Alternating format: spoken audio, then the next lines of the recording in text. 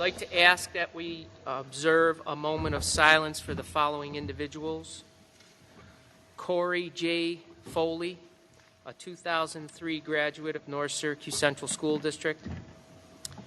Anthony P. DeRubio, a retired teacher from the North Syracuse Central School District. Joanna Venuti Mancari, a retiree of North Syracuse Central School District. Carl H. Wenger, a 1956 graduate of the North Syracuse Central School District. Janine C. Harvey, a 1985 graduate of the North Syracuse Central School District. And Fred Woznicka, a 1939 graduate of the North Syracuse Central School District.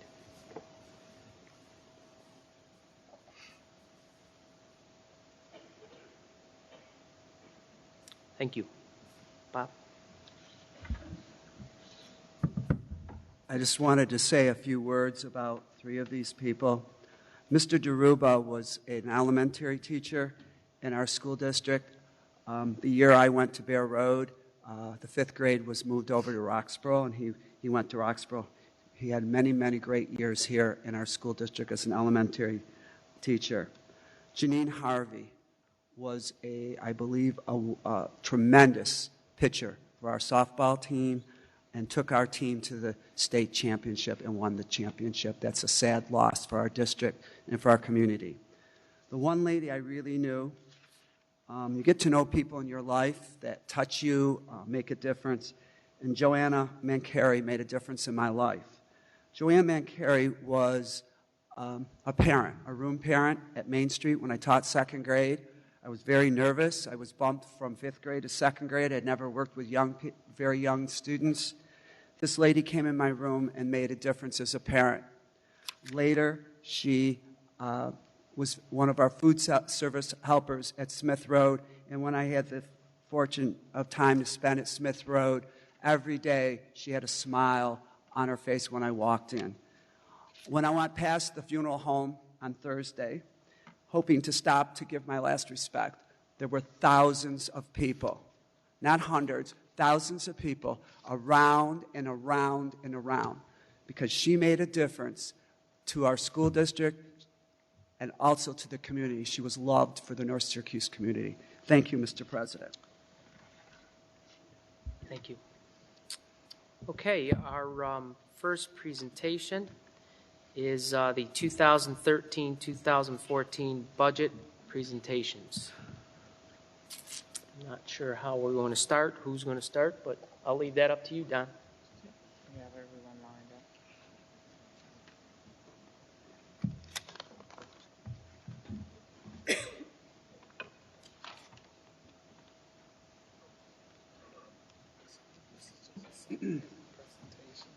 Sure. What do we need? Good evening. I'm Tim Bednarski, Director of Athletics, and I'm going to go through the athletic and physical education budget.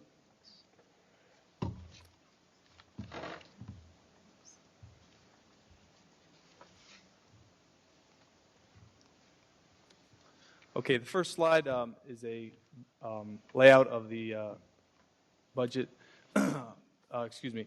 And the majority of the blue coloring is from the coaching salaries at 67%. Support salaries, which is our two trainers, at $100,000. The equipment is $9,000, which is in the green. Memberships is our Section 3 and New York State affiliation membership dues. Our officials cover 6% of our budget. Contracted services would fall under our rentals for the pool and bowling and golf courses.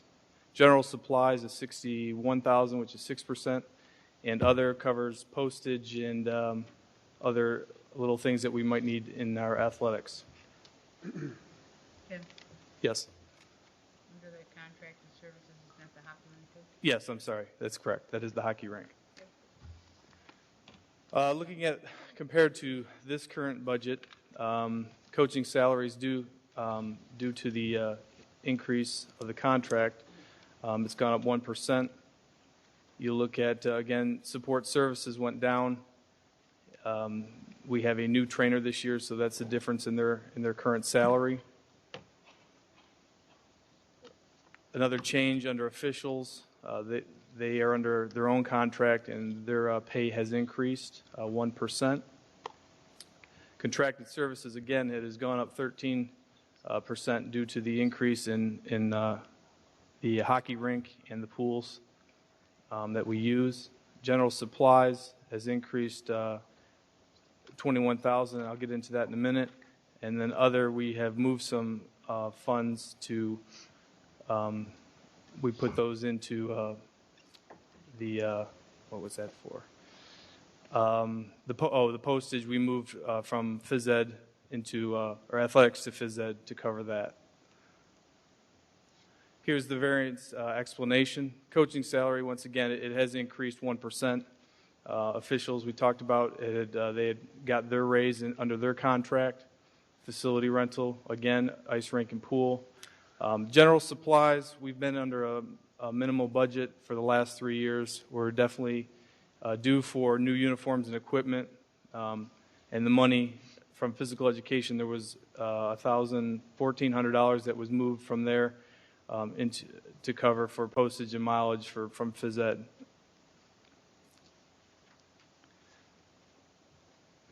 Physical education, mileage, green percent is the green coloring, 30% of the budget.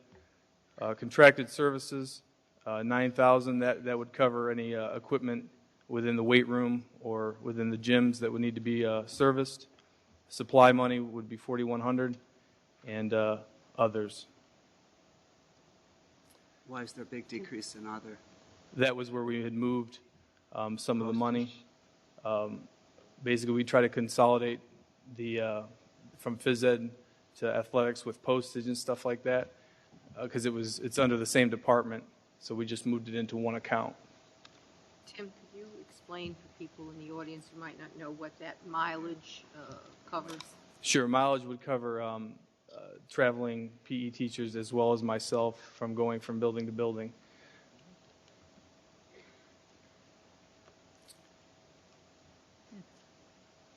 Okay, physical education. Over time, there's no variance. Mileage has increased due to the national rate of increase per mile. Contracted services, the variance went down $1,000. We just moved $1,000 of that into supplies because there's a need for more supplies within physical education. The $1,000 in supplies, you can see it went up 32%, and the other was decreased. That $1,400 moved over to athletics that I talked about in the previous slides. Opportunities for, or variance, mileage increased, the national rate increased, so the amount went up. Contracted services, we moved $1,000 to the supplies, and consolidated one account under the athletics to the general supplies. Okay. This mileage is your mileage? It covers mine and any of the traveling PE teachers, yes. Under athletics would be mine, yes. Okay. What I'm asking is there a log that you have to keep? Yes, I have So to keep a then running the log. district reimburses you? Correct. I'm all for that. Conclusion, the athletic budget, we are very slim. We're at rock bottom. Over the last 3 years, we've cut 15 coaches, totaling over $80,000.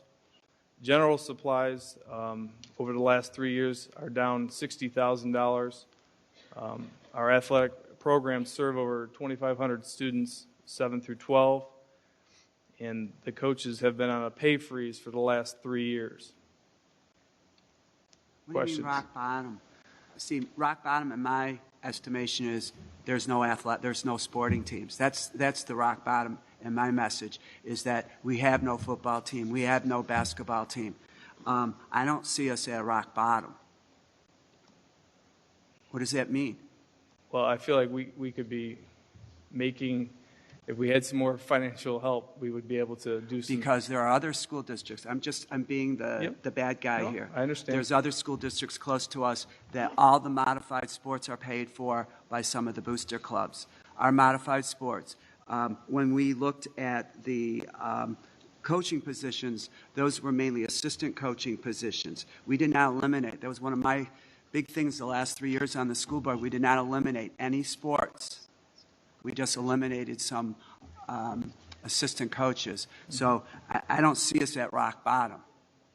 Okay, that's just my own opinion. Okay. Maybe better would be a tight budget. Okay. Okay. Now, I was just asking the superintendent, as a little different from prior years, I'm not sure we did it last year, but the year before and the year before that, the superintendent at the time asked all of the departments to take a 15% reduction in their budget, and to analyze what that could be and how that they would like that to look, and then propose that to us. Now, I don't believe that you were asked to do that for Not at this this budget point, yeah. season.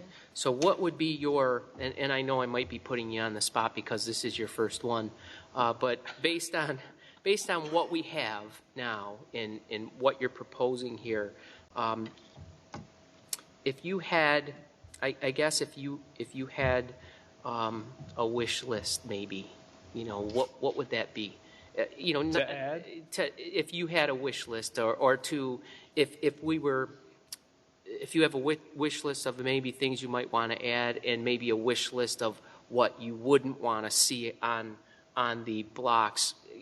I mean, it's no secret that we have, what's the number, $4.8 million deficit. Yeah. So that kind of means everything's up for grabs. So for you, what would be something you wish you had, and what would be some of the things it would be hard pressed if we had to cut them? I guess that would be my question. I guess I'd like to see more coaches added.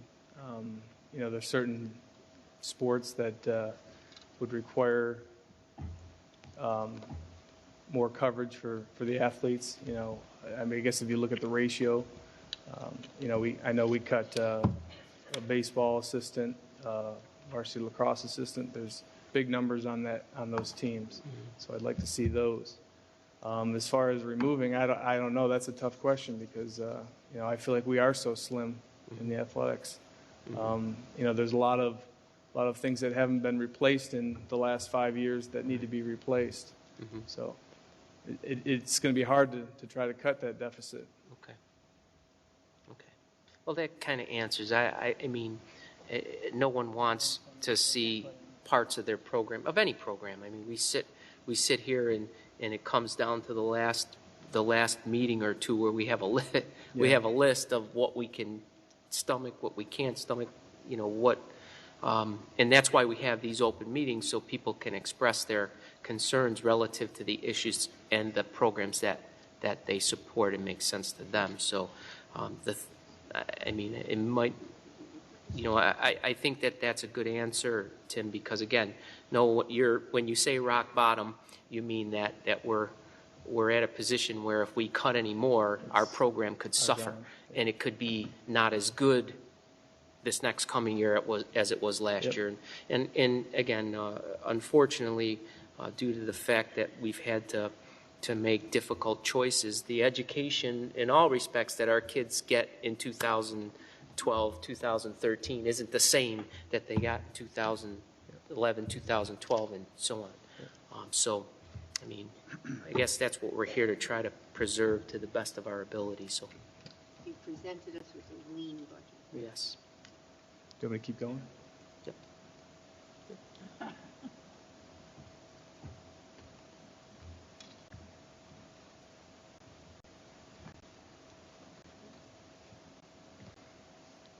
Thank you, Tim. You're welcome. Thank you, Tim. Do you want me to keep going? Co-curriculum?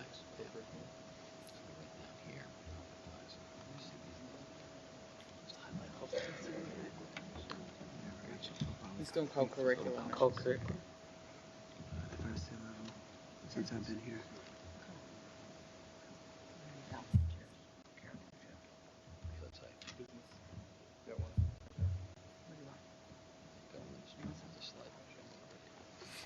Thank you.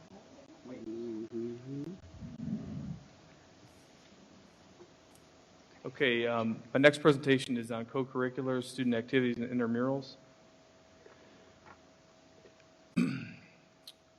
If you'll take a look at co-curricular, 11,000 under the blue. The majority of it is supplies, equipment, 12%, and contracted services, which is 7,000 of it, 34%.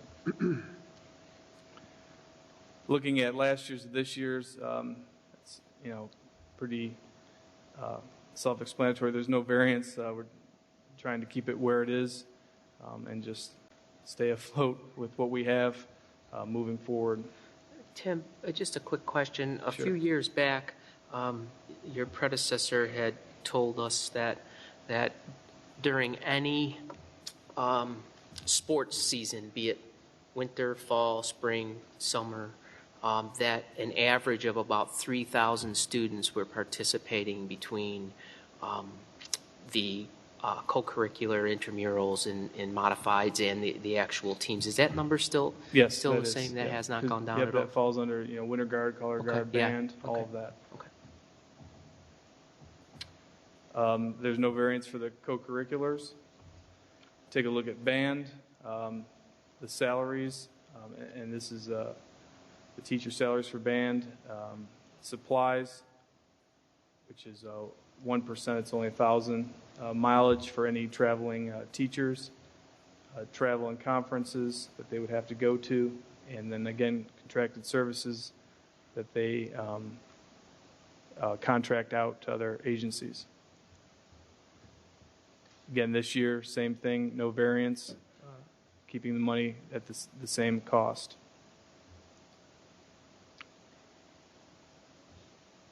No variancy for band. Student activities, majority of it, as you can see, is the salaries. We're currently looking at negotiations for this and seeing what is being paid currently and what needs to be paid. So what level does this start at? Gillette, the student activities, the co-curricular? 7 through 12. 7 through 12. Yep. Aren't there the webmasters, aren't those under this too? Yes. Yeah. There's elementary. Yeah, I know there's they were. webmasters. Yes, you're right. I'm Right, sorry. yeah. It would cover just the webmasters for them. Yeah. Okay, do you have a question? Clubs. Are you under clubs? Yes. Are they being looked at as far as who is going to? Yes, we're under negotiations right now. Okay, I want to add 2 cents. Okay. Honors math, is that it? Math Honor Society.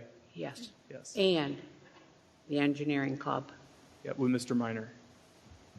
That's worldwide recognition, and he's not paid. It's disgraceful. That's why we're taking a look at it now. Thank you very much, Timmy. You're welcome. Read your body letter. Oh. No variance. Last one, intramurals, 13,000. This covers the intramurals down 7 through 12, and also money falls for weight room coverage for after school. Variance there is no variance. Opportunities for savings, continue to partnership with boosters to financially help support the equipment needed for winter guard band, and then obviously for co-curricular positions. If we need to cut, we'll look at this for further reductions as we go through the budget process. Summary: over the last 3 years, we've cut 17 co-curricular positions, totaling over 40,000. Again, co-curriculars have been on a pay freeze the last 3 years. All national funding has been cut. Competition, entry, and travel expenses have been cut. And equipment budget is cut. And again, Mr. Crabtree, Maybe we're not at rock bottom, but we're getting Rock bottom, close. no clubs. We're getting close. Questions on the co-curricular? Okay. You did great.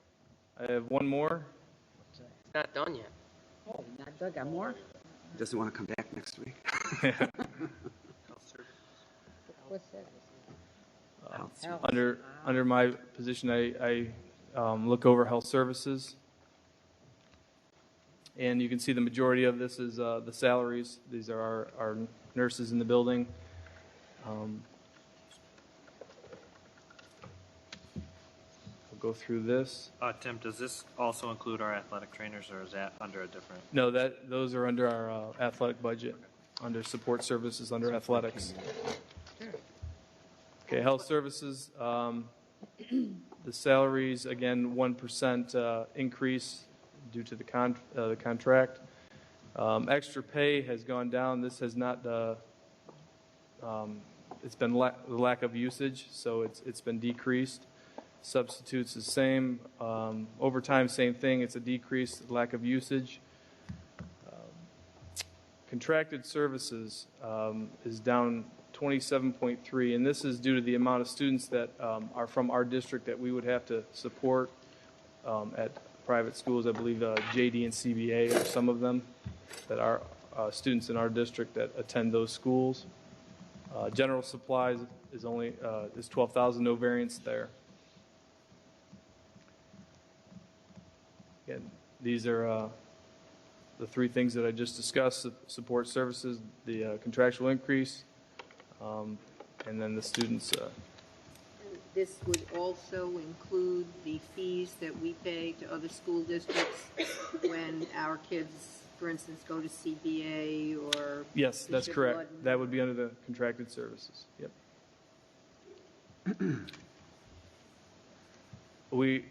I don't have any opportunities for savings because it's a state mandated service, and we're currently have the minimum amount of nurses necessary. We have 2 or 3 that float from building to building to help cover.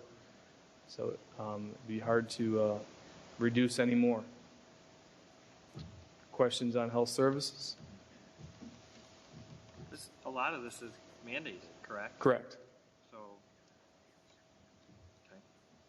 Remember, we ran into that last year when we cut Right. the nurses. Well, You that's have why to I'm have just so saying, many for Yeah, so you have to many have kids. I guess I'm supporting the fact that there's very little we can do with this line item right here. Okay. Any other questions? Thank you.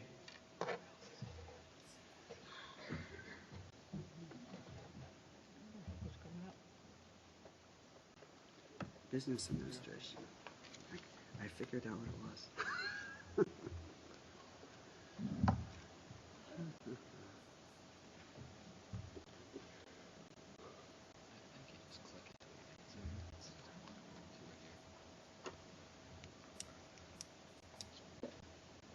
Okay, good evening, and Evening. nice to see you all here. Hope that all Come of this back next goes week. well. I'm not familiar with this particular computer system, but you'll see here with our business administration, which is really all our business office, and the purchasing officials and our auditors and so on are all included within this. Bulk of the cost, again, is the salaries. It's about 68% of the cost. Our contracted services are for agencies that we contract with to do things that we're not equipped to do, and such as a 403B administration, that sort of thing, that they've really changed the laws so that you need expertise, particularly in those fields, to do that work.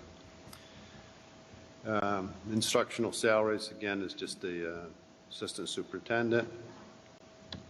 So if we go here, you'll see the slight changes we've made. The salaries are up around 1.2%. The 1.2% is that we have some individuals there who hit longevity levels, so they get a slight increase at that point. Contracted services, just very little change there. Our auditors, we've increased that significantly, and we are doing RFP for both internal and external auditors this spring, So we need to allow for the fact that we may not get as good a deal as we have in the past. Why do you feel that? I just based on, I serve on a couple of boards, and it would seem that what we're paying for auditing is, about the going rate. You think it's going to be more? Well, if we don't budget for a little bit more, and it is, Yeah.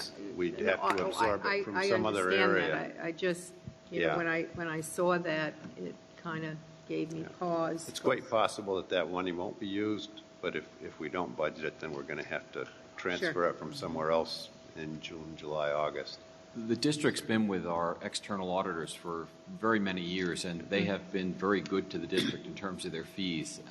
And so when we initially looked at it, we thought maybe on the external audit side that the fee estimates would come in a little higher, but we'll see when the proposals come in. You're right, it's a very competitive environment. So.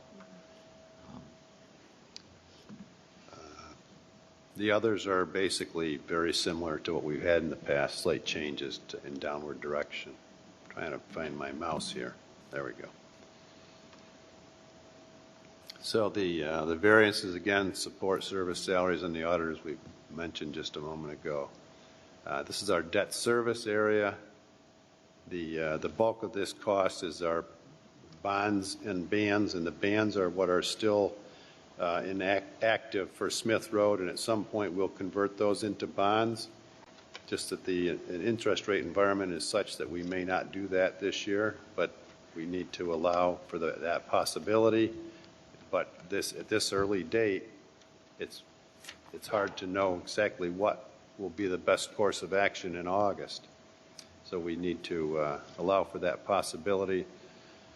Then the other is the principal on the buses, and then the interest on the bands also, and the interest on the buses. And we do a revenue anticipation note every year to allow us to have the cash flow to hold us over the summer. As we move forward, I'll get to the slide that shows the exact comparisons. And you'll see where we have a little bit more budgeted in the RAN interest.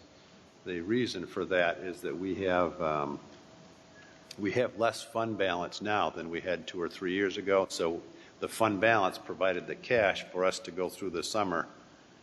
So it can't provide as much of the cash as it used to, so we have to borrow that cash.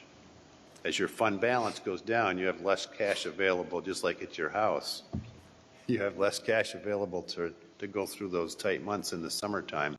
So until the state aid and the tax levy income starts to come in September, we're a little bit short.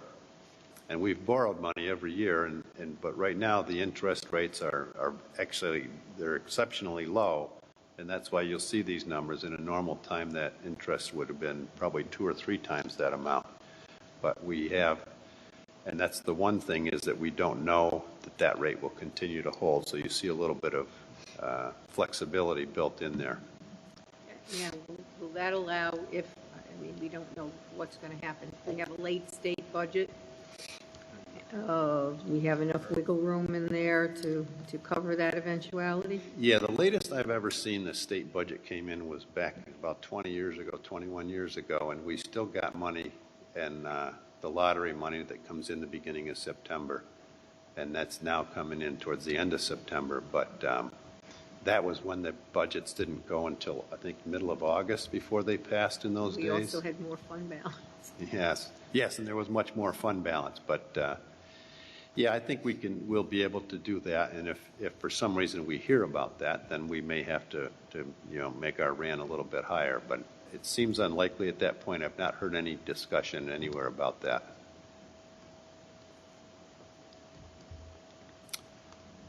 Okay, now we'll go to our fringe benefits, which is a huge area in our budget. This is over $44 million. And it has gone up significantly again this year.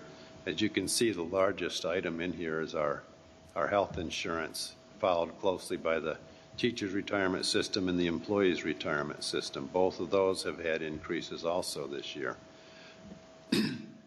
Excuse me. Our unemployment, you may notice, is being it's a small amount compared to what it has been in past years, but it's less than half of what it was last year. And that is because we do not yet have any unemployment put in here for positions that might be eliminated. This is just the amount to cover the people that have been laid off in the last few years and that sort of thing, that a consistent cost. So the employees' retirement system, as you know, has had a rate increase. The teachers' retirement system has also had a rate increase. They're pretty much reflected right here in the 18.8 and the 38.9%. Social Security is up a little bit more than 1%, and that has to do with the fact that we may have some people coming in from grants, and we have fewer people, and this is very unusual in a school district. We have fewer people that hit the maximum on Social Security, so we don't max as many. The people that went off last year, there were a few people that went off that were higher salaries. So that now that they've come, their people that replace them aren't quite as high. So there's no gain on that one that we've had in the past. The health insurance, as you can see, is up about 11%. We anticipate at this point that we've been told to anticipate about a 7% rate increase, and that's what we've included in here. And there's some other money as the grants get smaller, or even as the grants stay the same. There are costs that move into the general fund, because we have health costs in the grants for people who are in there. And as those people, as the grant, say if the grant stays at $1 million, the amount that can be dedicated to health insurance will not increase. So we have to take more of that back into the general fund. And you'll see that same effect happens with the TRS and Social Security to an extent. Dental insurance, pretty much the same as it has been, and these other items are just a slight change there of about, $19,000 some dollars. That's your compensated absences and the disability, which is negotiated by certain groups.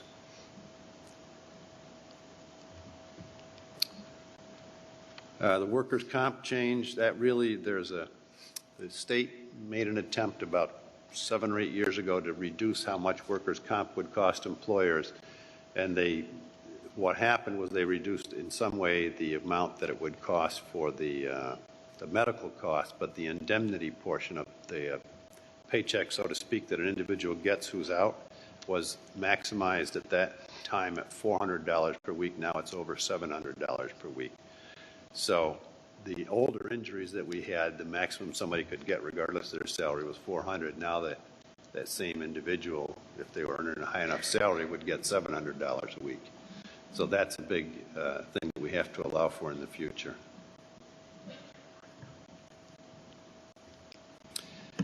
We're doing an RFP for our audit services. That's a competitive process, and as Sandy pointed out, we may come in better than that, and we'd be able to reduce. We won't know that probably early enough to impact the budget, but it's possible we would have a sense of it before then, but we wouldn't know for sure.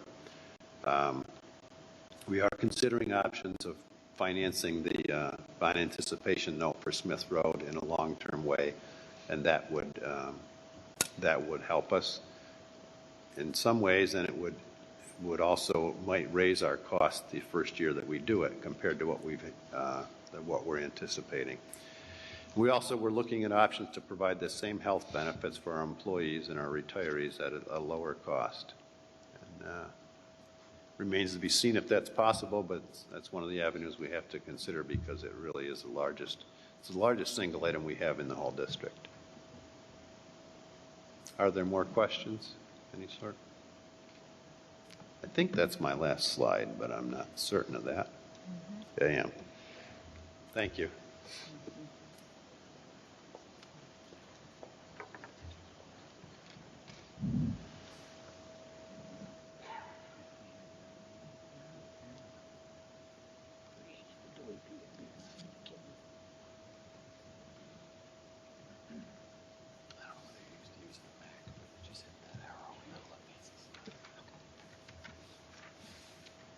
Good evening. I'm here tonight to present the Maintenance and Operations proposed budget for 2013-14. The first item we're going to look at is the maintenance department. As you can see, this is probably one of the few departments that salaries aren't the majority of the costs in here. Those are 44%. The majority of our costs, as you look through this slide, really is maintenance, whether it's vehicles, building repairs, contractual services. That's really the driving factor in this budget. Architects and engineers, that's one that we utilize yearly, pretty much every penny of it and then some. The biggest thing that I'd like to say as you look at this pie chart is, really to maintain the buildings the way we need to, 10% is really a good number of our overall budget to kind of use. And as you look at this, you'll see we're close, but we're not quite there. One of the things that does save us is we do a very good job of preventative maintenance on everything, and that's helped us over these last 3-4 years to keep our budget lines pretty much stagnant. And other than maybe a CPI increase, we really haven't moved those numbers up much. One thing we are doing is we start to do more in-house to save some labor costs in that is we kind of move money between contracted budget lines into some building repair lines so that we can do those. Some of the things we've done this year is upgrading camera systems at 2 of the larger buildings, the high school and the junior high, and we'll continue to do that as we move forward.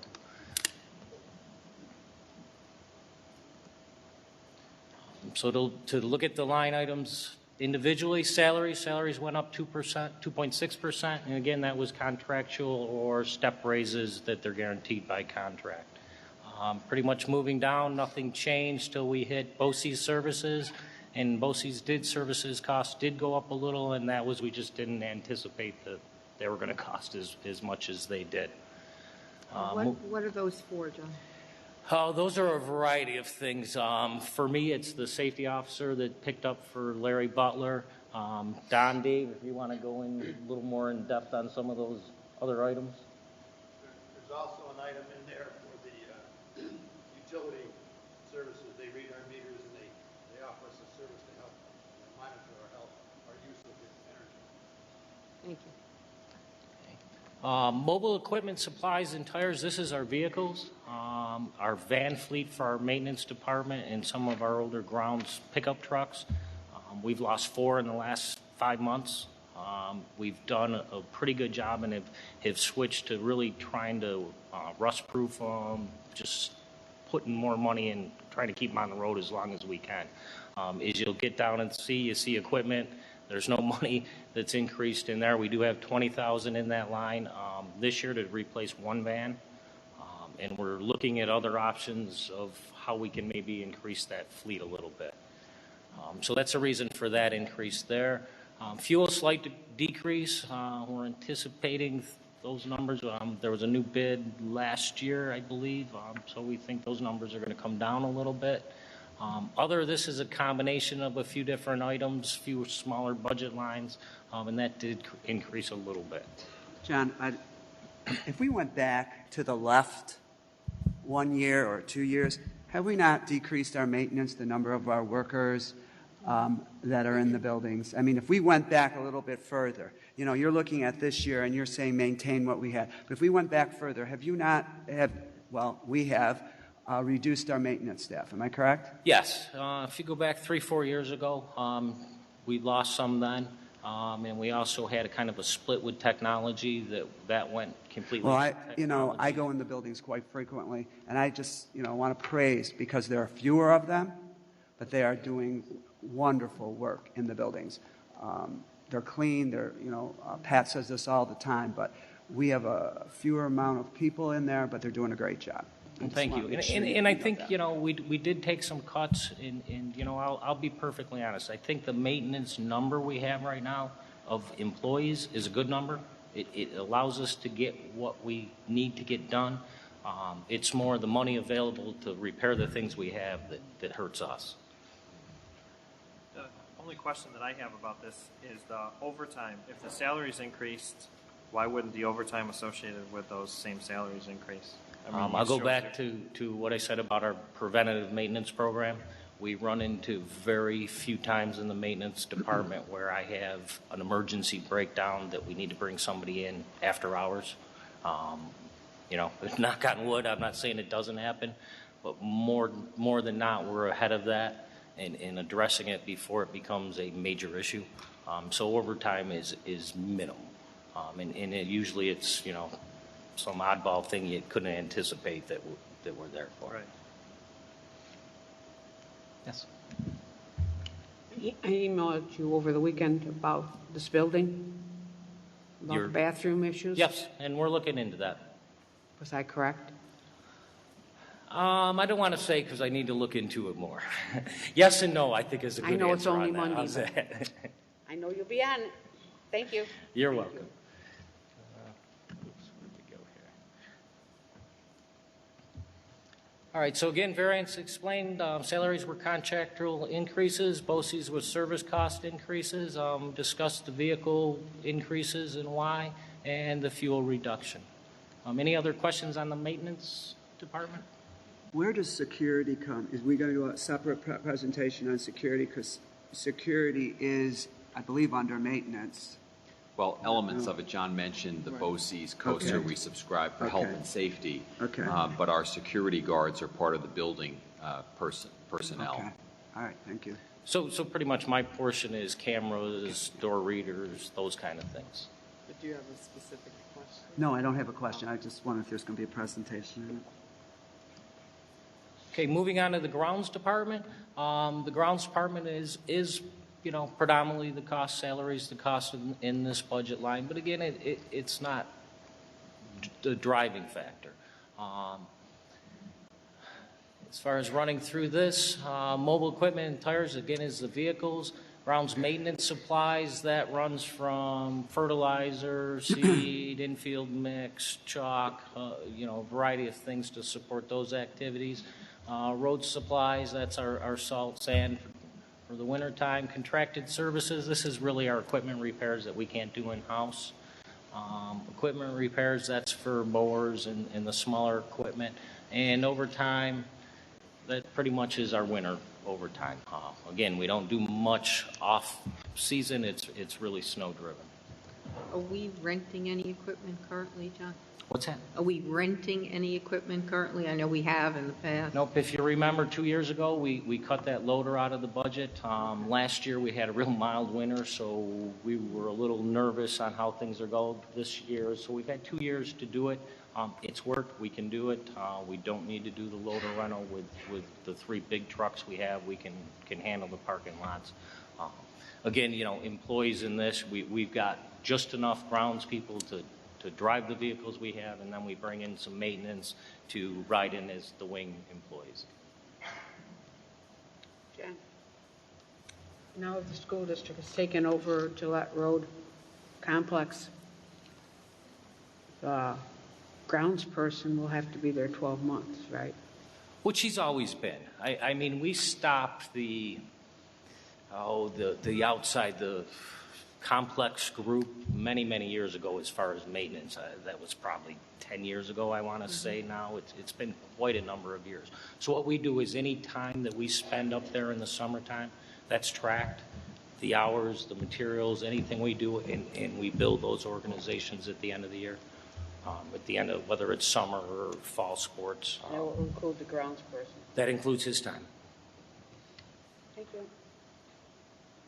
I can't recall. We had, I think you had a wing mower or something that was on either last year or the year before. Did we end up purchasing that? We did not, and Okay. we're limping it through. Unfortunately, since last year, as I said earlier, I've had 4 vans go down, 2 trucks come off the road, so the wing mower has kind of moved down the list a little bit.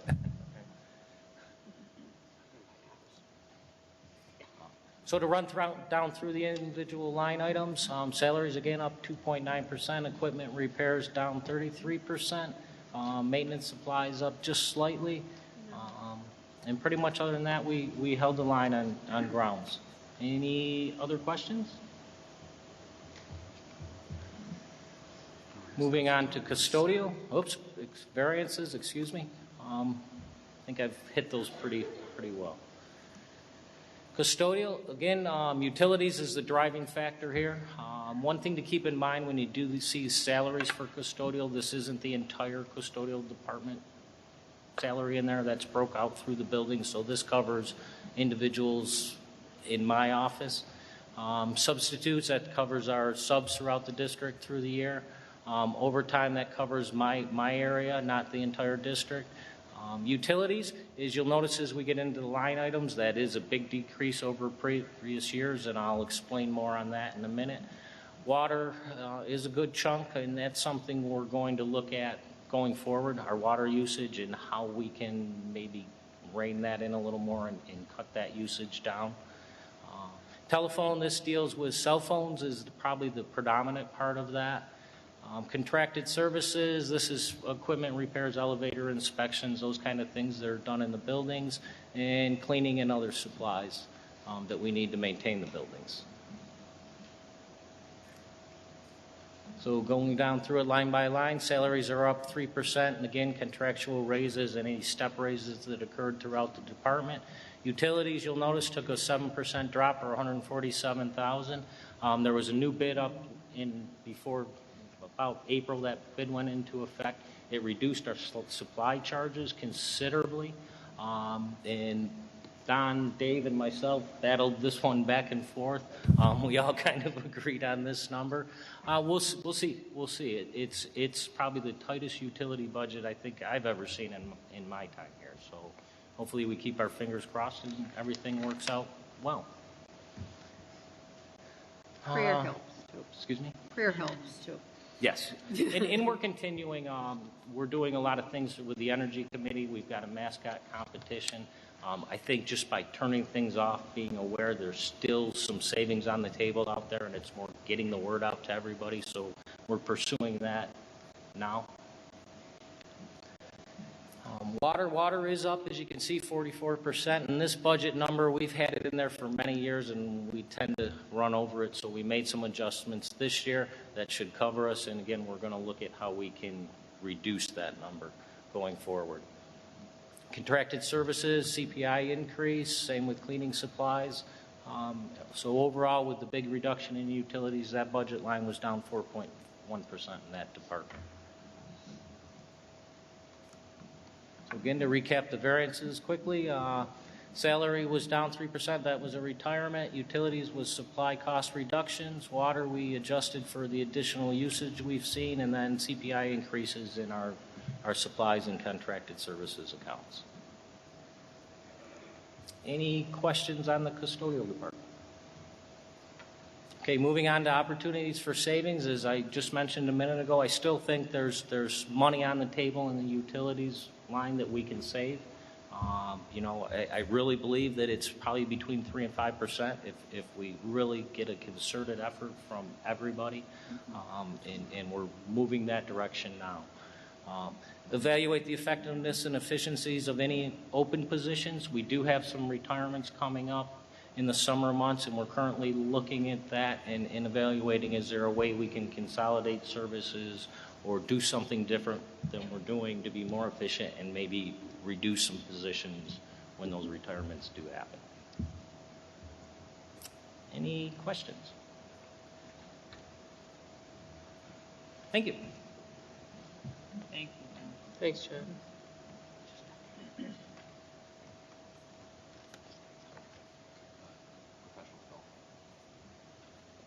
I'll let you do that. I don't want to.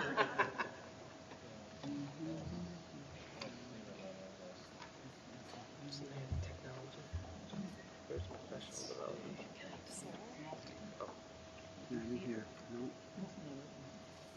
It's not here, right? Nope. But it's in here. But it's not here. And technology isn't either.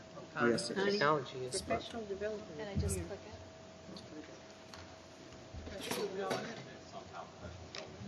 Oh, boy. I am really upset about that. It was Maryland updated them. It may have been one that she didn't have on there. I don't have the other one. originally it was, because It's okay, we can Go look right for there. it. We'll go on, we'll take care of it. Okay. Okay. We're seeing it for the So first time. we will now move to the other side of the budget, and that is to talk about the side where it is about teaching, leading, and learning, and supporting all of the folks that are affected by curriculum instruction and assessment.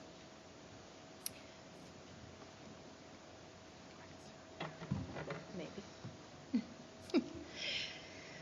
Okay, when we take a look at the overview, if we start with the largest and work clockwise, what you see in the budget for what's called extra pay is for any professional development opportunity outside of the regular school day. So as you know, we pay folks contractually for workshops that they attend outside of the school day, after school, weekends, summer. And so we, moving clockwise, extra pay for trainers. We do a lot of in-house trainers, and that's where we pay them. Support is for nurses, OT, PT, for them to do some summer work as well. BOCES services, as you know, we pay into curriculum instruction services through BOCES, and that also gives us opportunities to attend curriculum meetings, countywide principal meetings, and we can receive on-site services from them as well. Contracted services, again, that's money that is expended toward consultants, if we choose to bring them in, to supporting resources like Fontes and Pinnell and reading kits.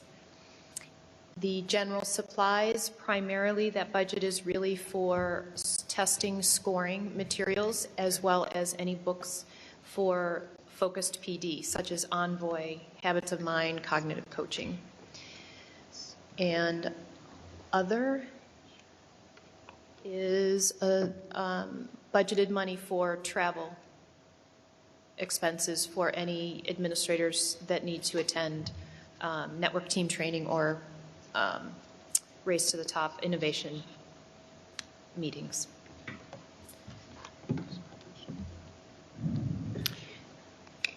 So I'm going to something when I was reading the materials originally about money being put in that budget to replace Race to the Top money.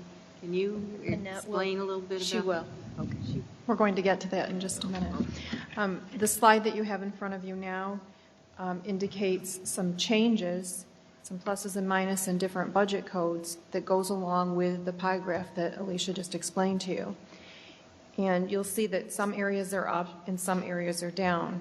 We're making a conscious effort in this budget cycle to make the budget codes align with a pattern of spending that we've typically had over the last several years. And that's the reason in the teaching extra pay code, as Alicia explained, that's money that's paid to teaching staff when they come in during the summer, on Saturdays, and after school hours. And even though that shows an increase, it really is in alignment with our spending pattern over several years. We have found that we've had to transfer from other budget codes into this, and we're going to talk more about why that is in terms of Common Core, APPR, and requirements. And other unfunded mandates. Unfunded mandates, correct. The trainer extra pay code, yes, we do have some of our own in-house people do quite a bit of training, but we determined that we could take some of the funding out of there and move it into the code that we've been overspending on, and so that's part of the reason for that trade. As with extra pay for support staff, the OTs, PTs, nurses, and so forth. BOCES cost is up slightly. Other contracts, you'll see that that is an increase, and the reason for that is we have been using Race to the Top funds that we've been fortunate enough to have this past year to bring in some of those outside consultants and so forth, and that money, we're not expecting that money to still be available, and so we have to be able to cover those costs. And then general supplies, we're going to attempt to make some cuts there. And then other, as Alicia mentioned, it's even though the percentage looks quite high, it's a very small amount of dollars associated with mileage and costs not covered by grant money. And again, we won't have the Race to the Top funds to rely on.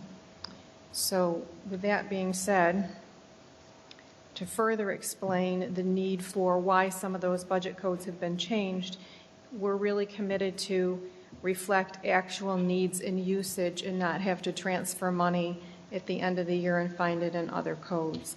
And the increase is really due to unfunded mandates, as Sandy just mentioned, reflecting on teacher certification requirements, because we have many teachers now with the newer certification, and they are required to get 175 hours of professional development every 5 years. So that the cost for that has to be built in. Certainly APPR requirements and the contractual obligations that go along with all these unfunded mandates and the need to do professional development. The decrease in extra pay and trainer and support staff, again, to reflect our recent usage pattern. Other contracts to be able to continue to bring in the outside experts that are needed for these initiatives with the Race to the Top funding no longer being available, and making do with less in terms of general supplies. So the Race to the Top funding ends this year? I thought it was a 3-year deal. I believe that there is some money left available, but not to the extent that we were seeing it, that we've been spending up to this point. What did you think they were going to fund for the duration? No, but I thought that we had enough for the rollout. I thought it was a 3-year deal. And It's been 3 years. It has. Actually. I'm older than I thought I was. They're notorious for It has been. telling you they're going to pay and then saying, sorry, we're not anymore. And so the opportunities with this budget that we're presenting you is to highlight the alignment of the areas within the budget to specifically goal number 2 of the strategic plan. And really it is to continue to build the capacity of the administrative team and the teachers as we work through, again, many of the changes that are coming at us so fast and furiously. And we are, as you know, we have a professional development committee, the Community of Learning Professionals, that is working to develop a 5-year results-oriented, standards-based professional development plan for the district that will, the last 2 bullets, the idea is to focus, and to align the professional development opportunities with the expectations under APPR and align to teachers' professional learning plans. So in summary, again, the changes are to address a pattern of overspending in the codes in terms of the way they have been orchestrated over the last several years, and an increase due to addressing these patterns that we need to update. And again, the biggest reason is the reflection on the teacher certification requirements, APPR requirements, and how that corresponds to the work that needs to be done during the summer, after school, and on Saturdays. Any questions? And we apologize. I'm not sure why, because on Friday we this got was it part of the over the presentation. weekend because I read it. Okay. Maybe it's part of the Friday letter, but it was not on the agenda. Yeah, I take full responsibility. I don't know what we did. We'll get you later, Don. But I didn't mean to set these ladies up. They did a great job, and I screwed up somehow, so I apologize. And you feel that there's enough here to cover the work that has to be done on the Common Core, which I know is a source of concern for many of our teachers. Well, in terms And anxiety. in terms of what we're hoping to be in that focused plan and the offerings and the opportunities, yes, Common Core, the curriculum rollout, APPR it continues to grow and evolve. So the answer is we think so. Right. At this point, we think so. The hope is that with the professional development plan, it really will address some of the concerns that Bob has brought up in the past in terms of cost, and that there's a clear delineation between the items that are critical for professional development, alignment to the strategic plan, and the process for how the PD is offered to address a menu of opportunities for staff to be able to receive PD. So at this point, we hope that there's enough, but until we get into it, we really won't be able to fully say yes or no. I understand. It's new terrain. Yeah. Any other questions? Okay, thank you.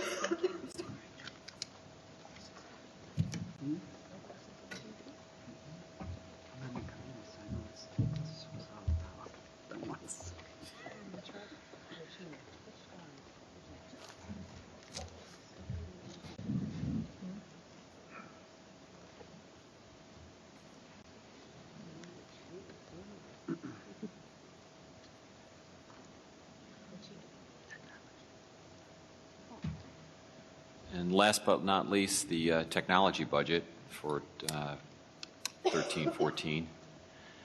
We'll start with the pie chart to kind of just give you a sense of the distribution of expenses, the bigger items being our state-aided software and hardware, and our support service salaries and our teaching assistant salaries. And I'll go through that in detail, and you can see on the salary side or the compensation side, much of what you're seeing is simply the roughly 1% increase in pay, partially offset by just some personnel moving around. As you know, if you have one person leave the department, another one comes in, they might have a different rate based on their time of service and whatnot. So that's those first three line items, but that's roughly a 1% increase in compensation. State-aided hardware and state-aided software are simply calculated based on your enrollment times a dollar amount. So for state-aided computer hardware, it's roughly $24, and state-aided software, I think, is roughly $14 per student. And that's how we budget it. And the reason they're down is not that we don't want more software and hardware. We just budget the amount that we get in aid, and we try to make that do. The contracted services, a couple things that are important to note with technology, and I'm going to talk about this in more detail in a minute, but we've got so many technology projects going on, and technology is changing at such a rapid rate that from time to time we need to bring in the assistance of experts to help us, whether we're implementing a phone system, new network, new technology.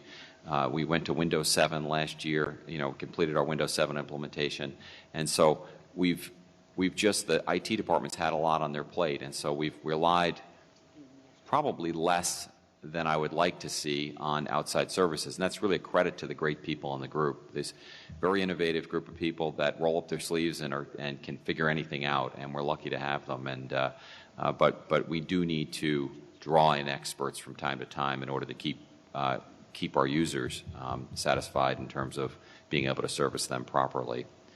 So a couple things to highlight. Teaching extra pay, as Annette mentioned and Alicia mentioned. I'm just going to drop back to this.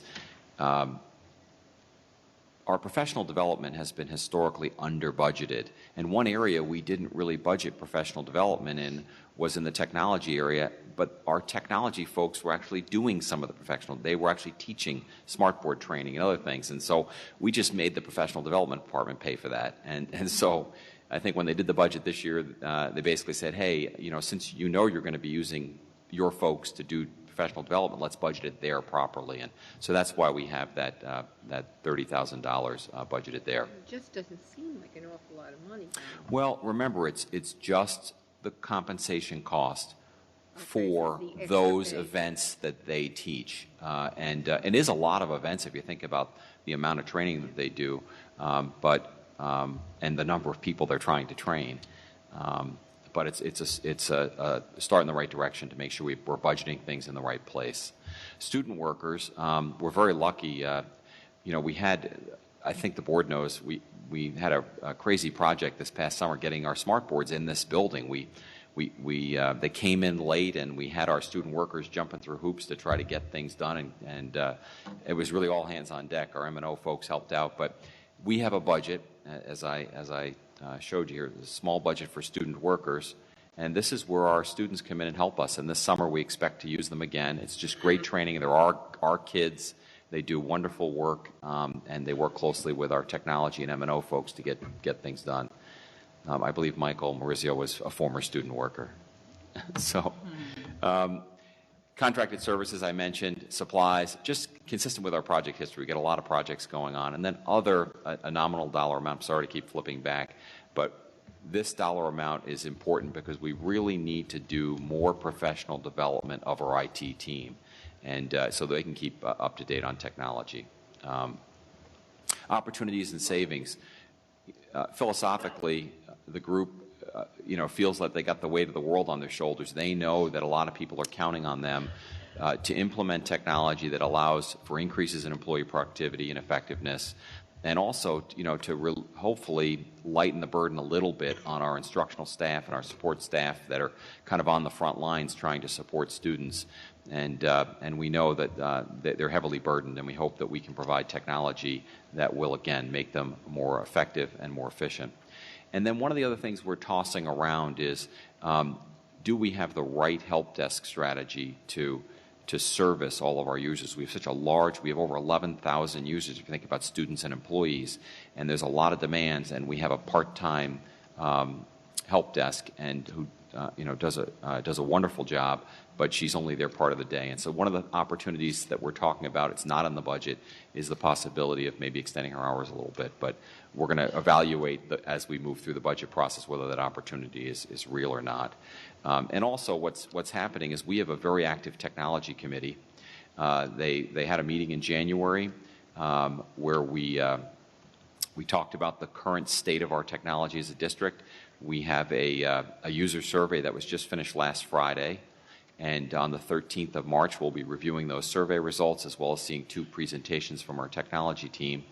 And we're gearing up to put together a multi-year technology plan that will support the strategic plan, and we'll be making a presentation to the board in June. And so we look forward to that. That's going to be a big push as we come down the home stretch this year. Any questions on technology? Last year, the school board made a decision to eliminate the director of technology. And you, being assistant superintendent, undertook this. Then you came back to the board, I believe, early fall, late summer, letting one of the assistants take on responsibility. Yes. And so I want to know how that's been working out. It's one thing I would I have to thank the technology team for kind of bearing with me as I've tried to get up to speed on all the things that have gone on. Chris Nelson was a big set of shoes to fill, and the team has really stepped up. I want to single out Rick Sirio and Sally Myers for the great work that they're doing. Sally was the one who was promoted. And they've really done a great job of providing leadership in the department, and they each bring something different to the table. And I don't think, honestly, that I could have filled the void of Chris leaving if I didn't have Rick and Sally playing a leadership role. And so that's worked out very well. And I think, the proof's in the pudding. We'll see how our technology plan comes together. But I'm feeling very good, and I appreciate the opportunity to have those folks playing a leadership role in the team. When there's a plan done, there's oversight of that plan and its actualization, and the ability to kind of think globally and to keep track of things. Is that possible under our current configuration? I think, well, truthfully, I think so. Mm-hmm. Again, it'll depend on the plan, how aggressive it is. But, it's like we said last year when we made the cuts. I don't think any of the ideas were good ideas. They were just what we had to do. And I think, as someone who leads a support organization, we all realize that, we're a teaching institution. And so if the choice was to lose the director of technology or lose a teacher, it hurts, but we'd rather see someone in front of kids. And so that sacrifice was made, and we're going to make the best of it. And I think our technology plan, though, is going to provide a lot of guidance in terms of our priorities. And, sometimes efficiency in a department is about knowing what to do and when, and a good plan is the first step. Any other questions or comments? Thanks, Don. Thank you. If the participation in government students would like to come up, we'll sign your forms for you. Can I bring something up while they're still here? Well, who's still? While the students are still here? Sure. Kids, please listen while you're still here. I'm the chair of our policy committee, and this year the policy committee is taking a look at academic eligibility for co-curricula and sports activities. And a group of students came to me and asked, why is it necessary to be eligible to belong to a club such as the Builders Club or Moja, whatever? We understand, why you would need to do this to participate in sports and the plays and whatever that are a big commitment. But is this something that you would like us to look at? And if you have any feedback, if you could email Ms. Gibson, our clerk, I would appreciate your feedback. Thank you. Here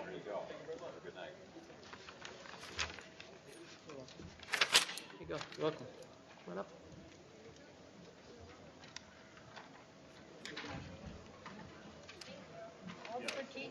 How you doing? Yes. What's up, Nicole? Come on up. Anybody can sign for you.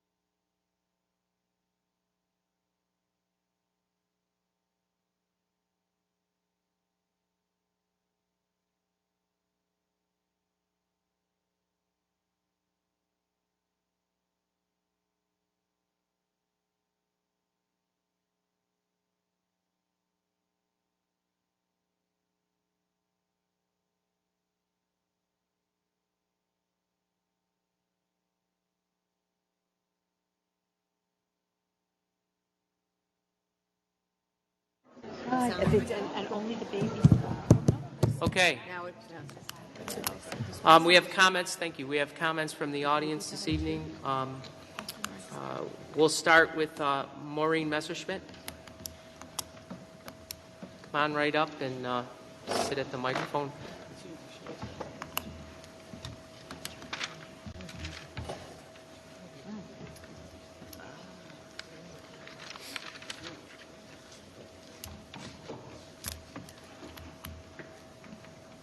Welcome.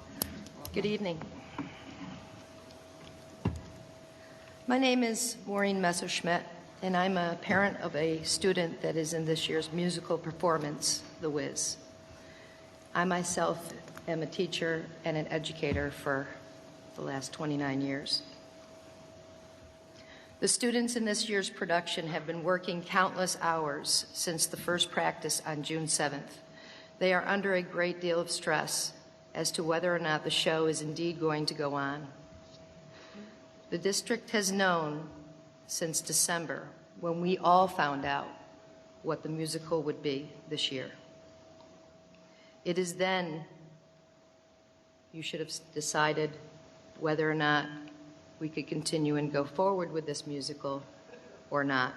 Not wait until 2 weeks before the show is to go on stage and the countless hours that they have practiced. Diversity is not just about race.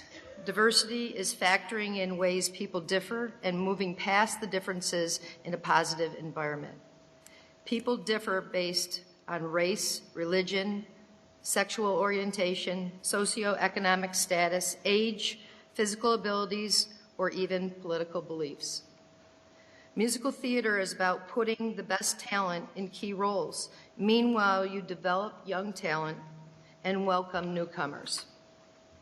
A guy can play a female role, such as this year's Eveline, and a female can play a guy's role, such as this year's Scarecrow. There are no rules about casting along race boundaries. Many musicals have been recast with other races playing significant and supporting roles. The Wiz has been performed all over the country in schools. Many also have performed it with predominantly white casts. The amount of white students in this cast is a direct correlation to the amount that tried out. The kids are the people that lose here. They are losing on both sides of this issue. The kids of today are really good at coming together and recognizing each other's differences and accepting each other. These kids did not see color. I watched some of the tryouts as they all cheered for each other. There was no division based on race, sex, class, or age. It took adults to enter into this and create a huge mess. The tryouts were open to all students and announced 2 weeks prior. Please don't let all of the hard work of these students be for nothing. These kids did nothing wrong. The musical staff did nothing wrong. Local businesses in town have purchased many ads, tickets have been bought, clothing and costumes paid for, and many made by hand. The students themselves have made many of their costumes and masks. Sets are being built and painted as we speak. Countless hours spent. In closing, the message of The Wiz is about believing in yourself. These kids and their parents still believe that this show will go on and they will bring down the house. I urge you to let them know that you have no intentions of canceling this show. Thank you.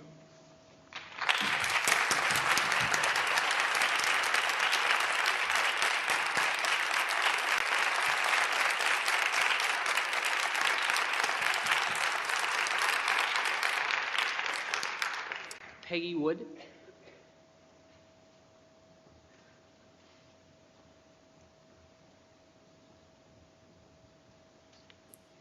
Welcome. Okay. I, too, am a parent of a child who's in the cast of The Wiz. These kids have been working and working for months. I have not seen my daughter in 2 months, practically. All of this controversy that has been going on is extremely stressful for these kids. This worrying and wondering and angst as to whether the show will go on is very taxing on them. They are children. They should not be subjected to the media and all of the stuff that is going on throughout this for this. These issues should not even be affecting them, but it is. They are getting very tense. These kids just want to do the show. Many of them have been in theater for years. They have been in many shows, if not all, of the North Syracuse school productions that have been on since they have been in 5th grade. All of these productions are open to any and all students and advertise as such. And how many shows have these protesters who are not happy with what's gone on, how many have they participated? Have they even attempted to be in? The leads alone have resumes that are beyond belief. One of the cast members just won first place in the 25th Syracuse Shakespeare competition and will be competing at a national level in April. 2 of them were selected for the New York State Schools Music Association Area All-State Choral Festival. One's majoring in music education next year. 2 plan on going into music theater. All of the leads in the show are in the advanced chorus at CNS.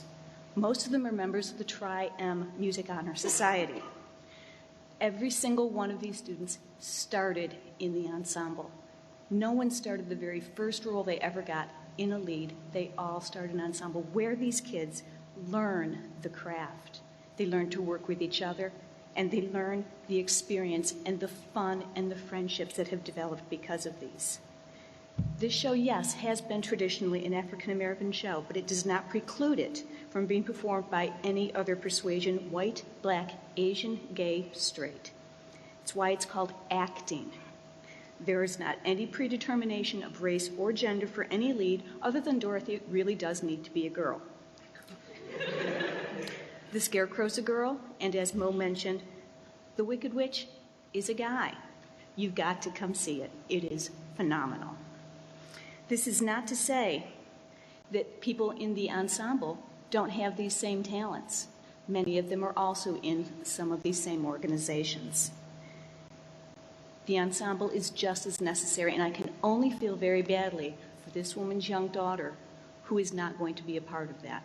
She could have gotten so much out of it and made so many new friends. This show was chosen for its music and its message. There has been many things on the news about, well, why didn't they just do The Wizard of Oz? The Wizard of Oz was produced in 1939. It has been around. It is old. They have seen it. What student would not prefer to sing or listen to Ease on Down the Road rather than Follow the Yellow Brick Road? Seriously, that's what they want to do. This music speaks to them. Many African-American actors have been cast in traditionally white roles. Queen Latifah in Chicago, Brandy in Cinderella. Why can't a non-African-American be cast in a traditionally black role? To say that there should be an African-American in a leading role is detrimental to the selection process. The most talented people should be chosen for the roles, regardless of their skin color or heritage. The message that this show does bring to us is that you are who you are deep down, and that you do need to believe in yourself. This message is universal for all people of all genders, race, sexuality, and certainly for teenagers who are currently at a crossroads in their life. Please don't even consider taking this away from them or even having them wondering or worrying about it, because they have worked so very hard. Who would that possibly benefit? I do encourage all of you to attend a performance or two of this show, and you will be amazed at what these children can do. Thank you.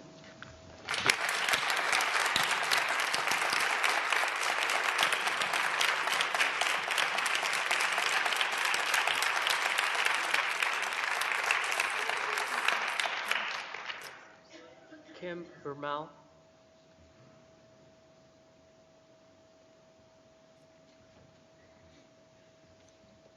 Welcome. They said, uh-oh. No, welcome. Hi. I'm not used to speaking before board, but I had a real reaction last week at the board meeting. I haven't lived in this area for a long time. I did go to school here in Cicero in the 1970s, 4 years in school, and the complexion of our school has changed a lot, which I'm happy about. I'm coming from New Jersey, living in the shadow of New York City for almost the majority of my adult life and my children's adult life, where we lived in an urban area, and we had people of Circassian, Asian, Arabic, everybody, black, white, Puerto Rican, all of my neighbors, my friends, my Egyptian friends. I mean, that's how I raised my kids. Now, I came from a very sheltered place, and it really was kind of an eye-opener to live there.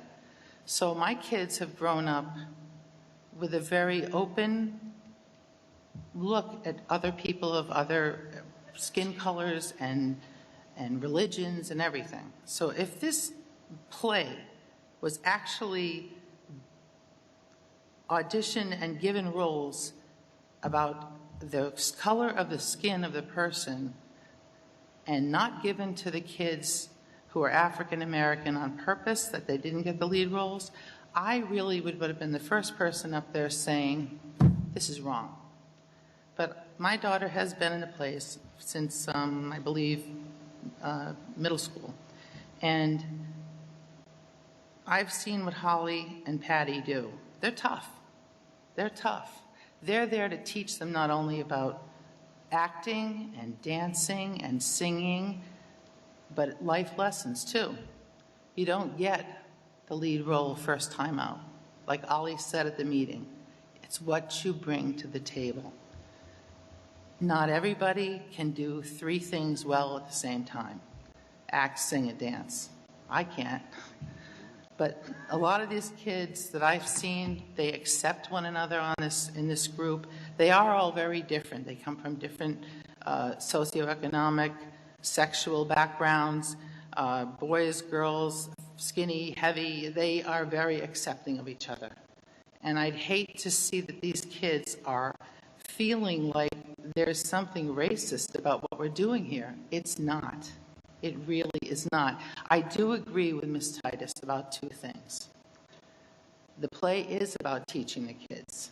It's about teaching the kids about their craft, and it's about teaching them that it's a life lesson that you don't always get the lead, but you may if you work hard and you really want it, you put your time in, you're going to get someplace. And the other thing I agree with her about is right and wrong is wrong.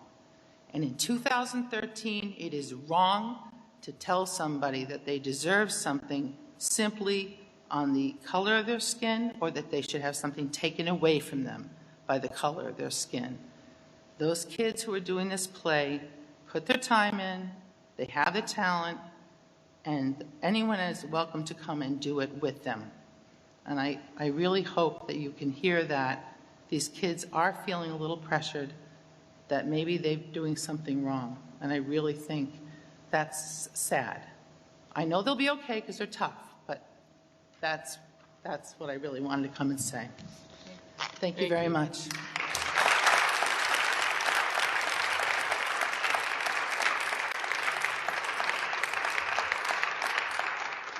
Mackenzie Gildemeyer.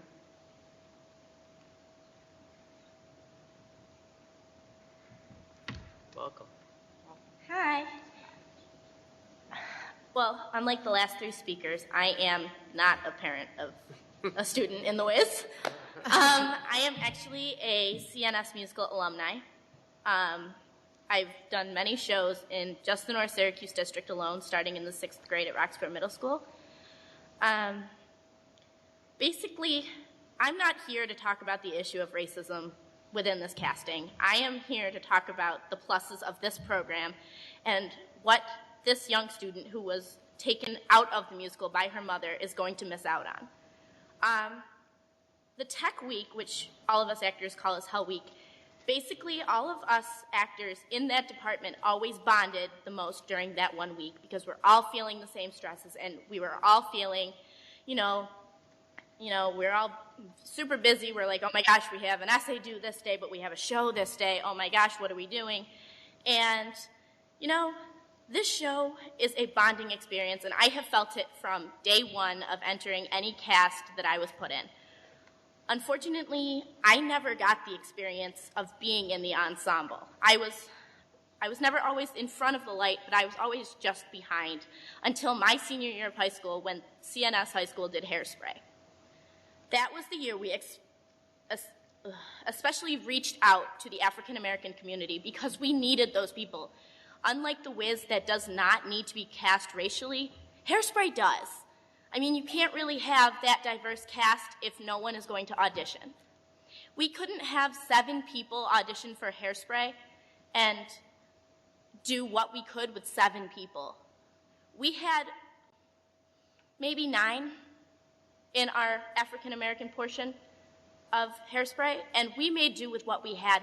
We expressed their talents of what they gave us and brought to the table. And that is what acting is about. It is what you bring to the table at that moment. You don't deserve anything. Just like any educators who are grading a student, you don't deserve an A+ because you did an awesome paper. You earn that A+ by doing the research and, writing that A+ paper that you feel is your best work. And that is what the CNS musicals do. We put our best work on stage. We put our best actors forward. We don't cast, based on race, sex, what everybody else said. We cast because we feel that they're not just talented, but we know that they will work to their potential, work to their best potential. And that is what this entire theater department has brought forward in any show. We have won numerous awards at the Salty Awards just for our ensemble alone.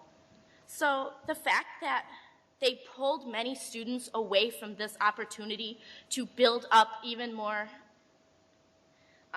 skills, to build a resume, and to make new friends and experience other options outside of just their group of friends at CNS High School, it really bothered me. And I go to school at Niagara University, 165 miles away. And to hear this information coming at me from family members just hurt. And I felt that I really needed to step up and say that this program is definitely a bonding program, rather than just, I'm going to go perform now. No, we all become a family. And that is basically what this department is. And that's really all I needed to say, is that we're a family. And unfortunately, the woman's child is missing out on a great opportunity to make new friends and to build a new set of a family.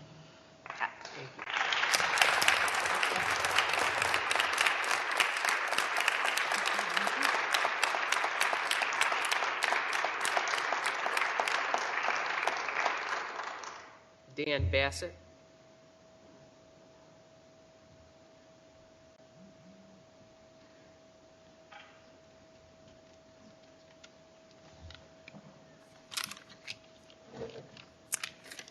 Hi. Hi, welcome. Thank you. President Carbone, board members, Superintendent Fossat. There's no way in a million years I'll match the eloquence of the ladies that have come before me.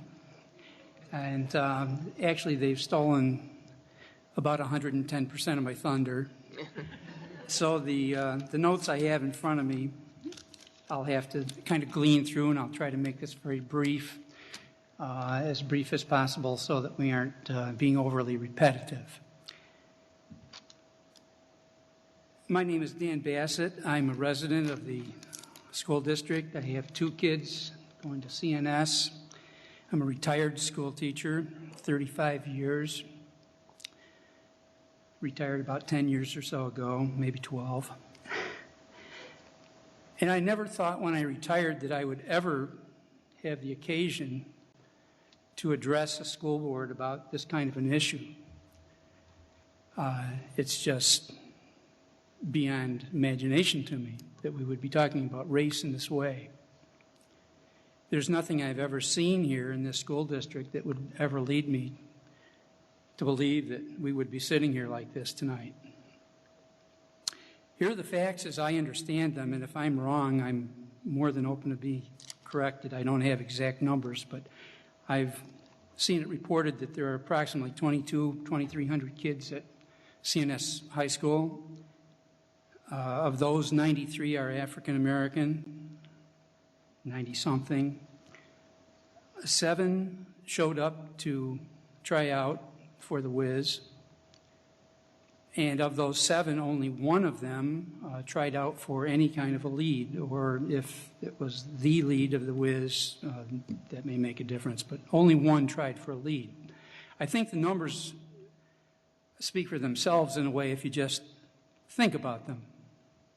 Only one person tried out for a lead, and in many ways, I think that's why we're sitting here, because of one person. The teachers, and I don't know them particularly closely, but the teachers, the adults that are in charge of the WIS, it seemed to me as if you've got a gold mine in those people. They are professional from the word go.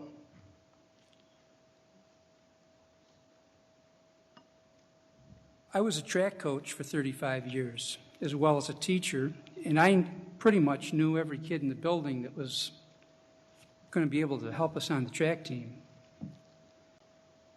I think people like you have in charge of the WIS are always very much like coaches. They're always looking for talent. They know who's in the building, and they do everything they can to get them to participate. I don't think they try to exclude anyone based on anything.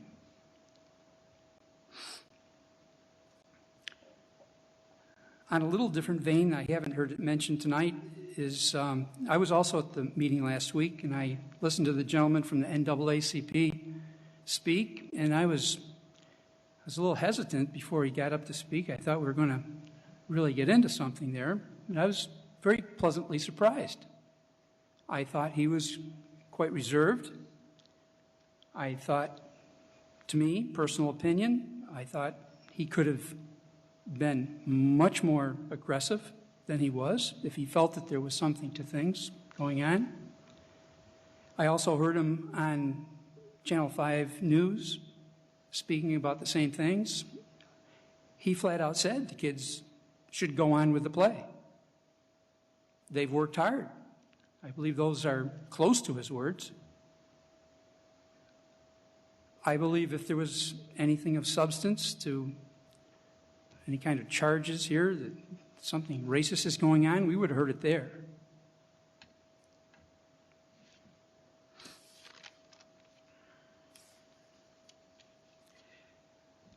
Just to echo briefly what the lady said before me, is that the shame of this is that the kids before this came along did not see black and white. They do now. That is the shame of it.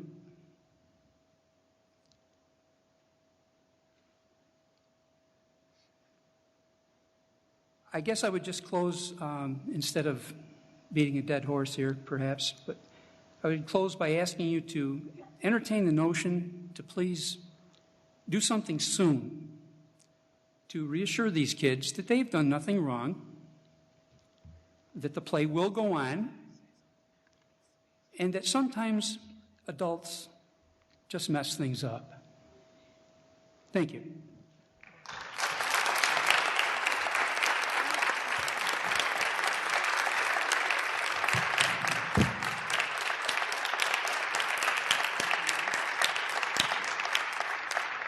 So to all of the parents and the students in the audience who came to speak, we really do appreciate your feedback and your input.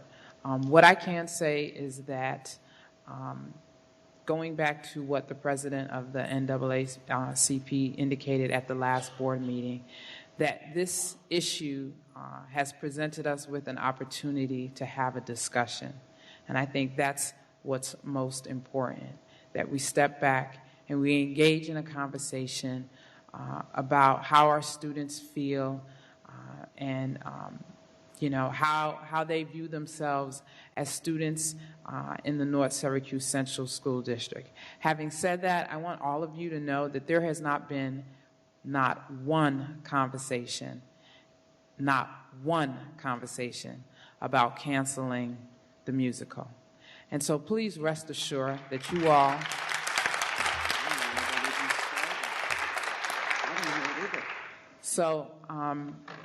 rumors spread like wildfire, and I know they keep us all up at night. But I'm hoping that tonight you can at least rest a little more peacefully, knowing that we have not engaged in any conversations about canceling the musical. Thank you, Dr. Geis. Okay, our next speaker is Brittany Sieber.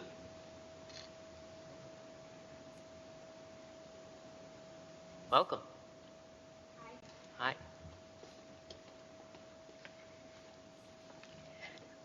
Okay. First off, I just want to say thank you for letting me speak tonight. I'm a senior, or my name is Brittany Sieber, probably should have said that first. I'm a senior at CNS High School, and I am here tonight to discuss the budget cuts, which include having to cut electives.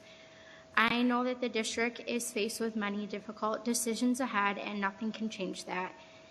If electives must be cut to help the district, so be it. But isn't the point of school to help further the education of students? This would not be possible without electives. And I know that everyone is entitled to their own opinion, but I just wanted to share with you my own personal experience with electives. When I was in 7th grade, I attended Roxborough Road Middle School, and I love sports, so I decided to try out for the girls' modified field hockey and lacrosse team. I made both teams and played softball during the summer outside of school, and I loved being able to represent our school regardless of the final score of the game. I made many friends throughout sports, and I also became a better athlete because of it. When I was playing softball one summer, I was rounding second base, and out of nowhere, I fell. My knee was in lots of pain, and I couldn't walk for days, and my parents still to this day say that it was a fake, even though I've had surgery, and apparently I was just being a baby about it. But I remember I went to the doctor, and I went to like my regular doctor, and he was like, oh, well, we don't find anything from the x-ray. So then my parents really thought I was faking it, and I was using that to my advantage to get away with things, but I wasn't. And I ended up going to an orthopedic, and I had to have patellar realignment surgery on both of my knees.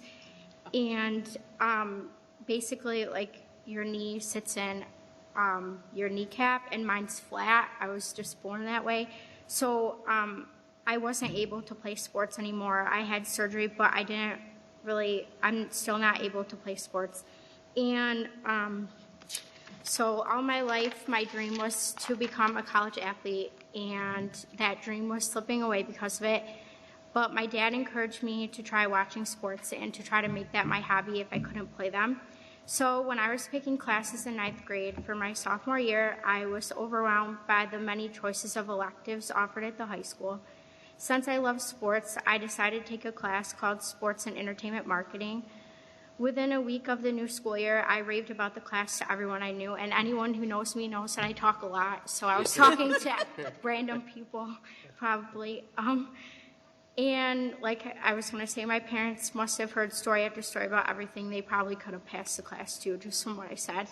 Not only did we play fantasy football, which was really fun, but we also learned about the many jobs in the sports industry. Because of this elective, I will be attending Monroe Community College in the fall, pursuing a degree in sports management and sports communications. Without this class, I truly don't think I would have discovered this field. Now I can keep my dream of the sports industry alive while obtaining a college degree. Our electives are not only just fun, they help students discover what they want to do for the rest of their lives. I have taken plenty of electives from our high school, and not one can I complain about. I've taken electives from the business department, math department, art department, family and consumer sciences department, and social studies department. Electives are what make high school fun and give us something in our day to look forward to. There are many students that feel the same way as me. They are just afraid to speak up. And I just want to say CNS does have a speech class, which is an elective, so it's good that we keep that, because there's many people who are afraid to do this, but I'm not. So I am speaking tonight to encourage you guys to keep electives in our schools. As a student, I know BASA will help me and other students succeed. I find that students naturally do better at things that they enjoy, and that is why electives help students be successful. Electives help students learn about what they love rather than dictating what they should be learning. Although I am graduating this June and this decision will not directly affect me, I'm speaking for the underclassmen who will be faced with this problem in the future. They should be able to enjoy the same opportunities I did throughout high school. I can't imagine a day where electives were not offered in high school. Electives are what make high school high school. Board of Education members, when you became a board member of this district, why did you do it? I would hope it was to help our district and provide the best experience for students possible. This experience will not be fulfilled if electives do not remain in our district. Please take what I have said into consideration. Thank you.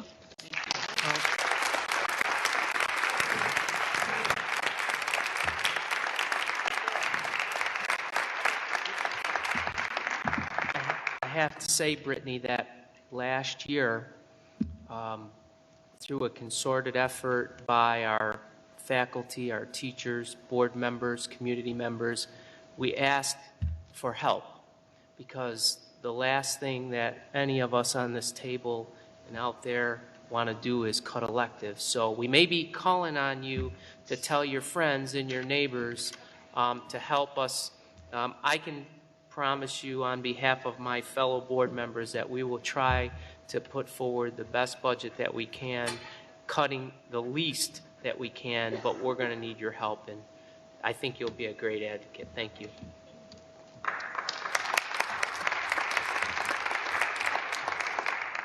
We've got Kathy Janik. Hi, Kathy.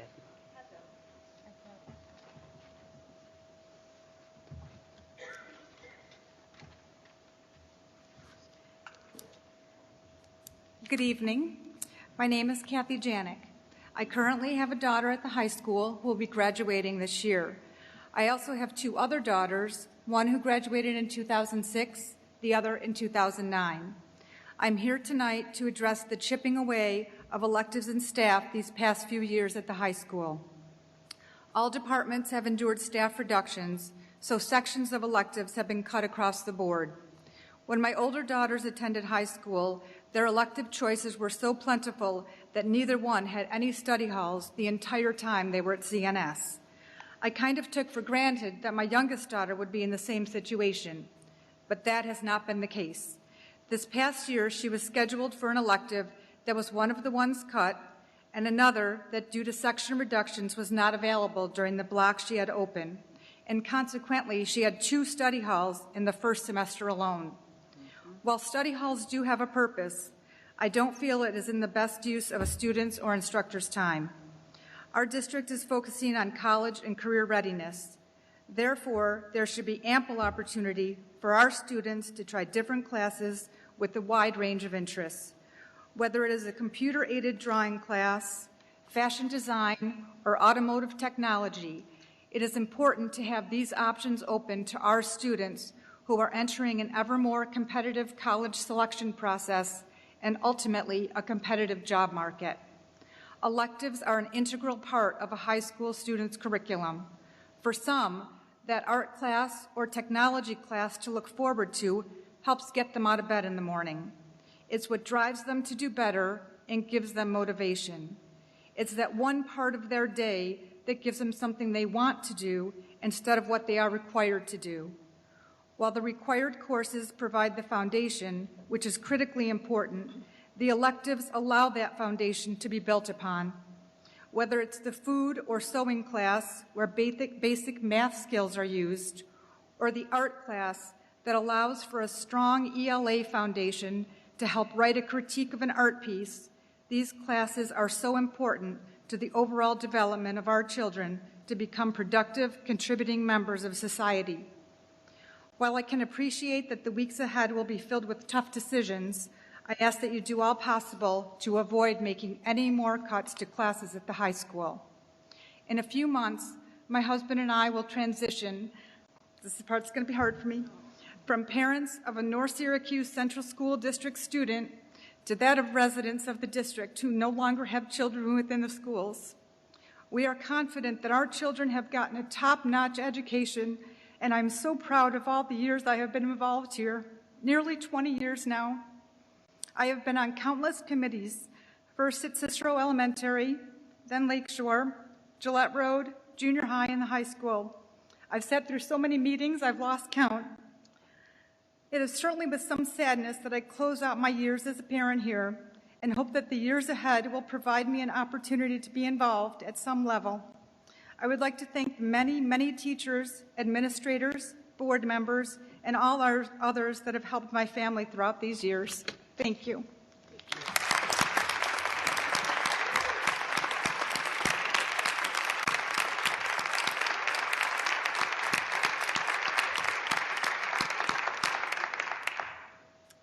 Lisa Sokolowski.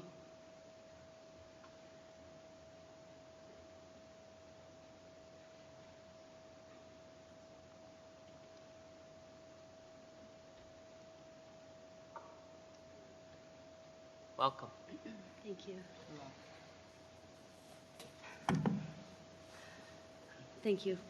My name is Lisa Sokolowski, and I am a parent, and I'm here to address something that I heard last week when I was picking up my daughter from All District Orchestra, and that is that the elementary string positions are being considered to be cut. My daughter, like the last woman that was sitting here, I have 3 daughters, my husband and I, in the elementary schools. Our oldest is in 4th grade. This is her 2nd year playing the cello. She absolutely loves it. This is a girl that is very quiet, doesn't talk very much, very reserved, and she wanted to try something. She tried the cello last year, and she's still quiet, but she has come out of her shell so much. And it's just incredible to have watched her flourish into this beautiful young girl that loves to play her cello. She practices at home. We don't even have to tell her. And that I understand is pretty amazing, because I guess a lot of students need to be encouraged to practice their instruments. She really enjoys it. And I have 2 other daughters that are coming up, one in 2nd grade and one in kindergarten. And I'm just afraid that they're not going to have the same opportunities as my oldest daughter. And I'm also concerned that as time goes on, if it starts in the elementary schools, then it's just going to continue to move up to middle school, high school, and I think it would be a terrible tragedy to cut these instruments, because they are such a huge part of my family. I just wanted to come here and speak on behalf of many parents that I've spoken to that feel the same way but weren't able to be here tonight. And that's all. Thank you. Thank you very much. Thank you.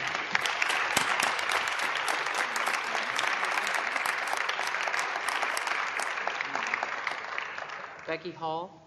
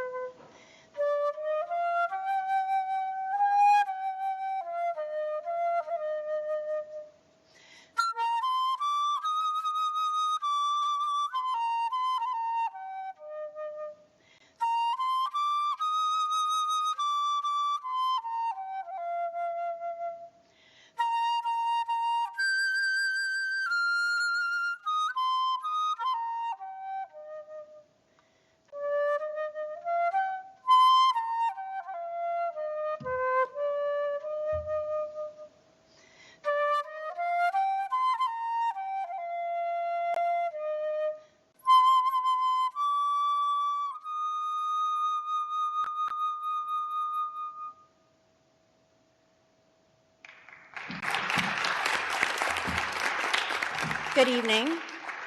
My name is Becky Hall, and I am a proud graduate of the Sister North Syracuse Central School District. I am currently a classroom music teacher, third grade chorus teacher, fourth grade musical club teacher, and fourth grade band teacher at Smith Road Elementary. And I have been working there since I graduated from the Ithaca College School of Music on scholarships for flute that started in fourth grade at Roxborough Road Elementary. I've been working at Smith Road since 1999. This has been my home since I started school in kindergarten. North Syracuse is my home, and I'm proud of it. I am not here to give you facts on the academic benefits of instrumental education. I will let this 100-page document do it for me. Instead, I'm here to tell you about a little girl born at 129 Campbell Road, and she was born prematurely with a blood disorder that set her back emotionally, intellectually, and physically. That little girl remained in the hospital for quite a long time. She started out disadvantaged. When she entered Roxborough Road Elementary in kindergarten, she not only was disadvantaged physically, emotionally, mentally, but also economically, with her parents being on food stamps. This little girl did not know her alphabet. She was told not to finger paint by her kindergarten teacher. And in third grade, when all of her friends had a Cabbage Patch party, she was not invited and secluded and bullied because she simply didn't have one because her parents didn't afford it. She was shy, stood behind her brother and her sister, and many people assumed maybe she doesn't even talk. Felt badly about herself, pushed aside, could have been forgotten about. And in fourth grade, her dad came home from a garage sale with a $10 terrible flute. She started band lessons in fourth grade. She was never the best, and still is not the best, but always tried her best. When she entered Roxborough Middle School, with 3 other elementary schools put together in one grade for the first time, not knowing somebody who lived on South Bay Road versus Maddie Ave, it would have been easy, had she not been part of a fourth grade band program, to never join because of the disadvantages that she had. But because she was part of the fourth grade band program in her nurturing Roxborough Road Elementary environment where she knew all the teachers and all the teachers knew her, she felt comfortable enough to stay with it. That girl gained confidence, courage, math skills, speaking skills. Her language and arts improved, and so did her artistic abilities, and she was allowed to finger paint once again. She became the junior drum major of our prestigious field band, and eventually the senior drum major. She's acted on this stage, never as the lead, but always as the support, never giving up. She became a 3-time 100 scores in NISMO Level 6, the highest you can get, because of fourth grade elementary band. That girl received Dollars for Scholars scholarships, scholarships for flute to attend the prestigious Ithaca College School of Music, where she graduated as Vice Principal of Student Government, the girl born with those disabilities, but encouraged through the study of instrumental music and choral and theater. That girl was Vice President of Student Government. That girl is me, and I graduated in 1999 from Ithaca College, and I was offered 4 positions, one being at a magnet school for the fine arts. I turned down 3 to come back to my alma mater. I wanted to give back. I am that girl that could have been forgotten. I am these statistics.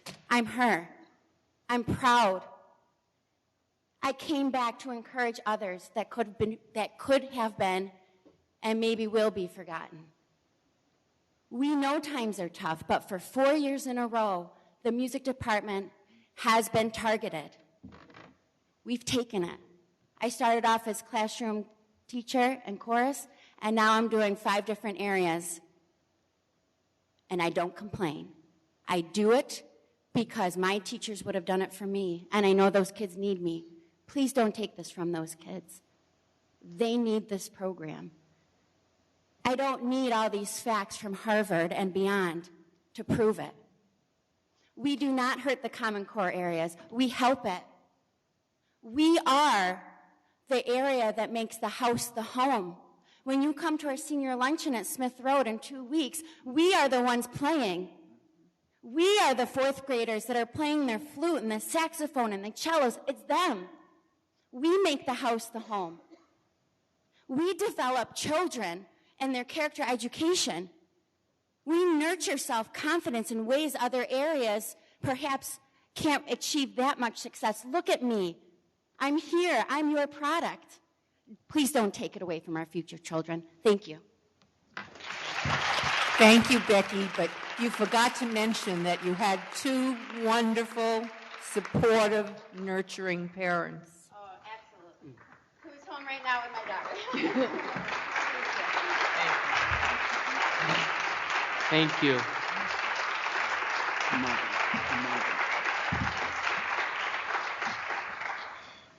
Okay. Thank you very much to all the speakers this evening. Do we have any board committee reports? Mr. Crabtree? All right. Legislative Committee.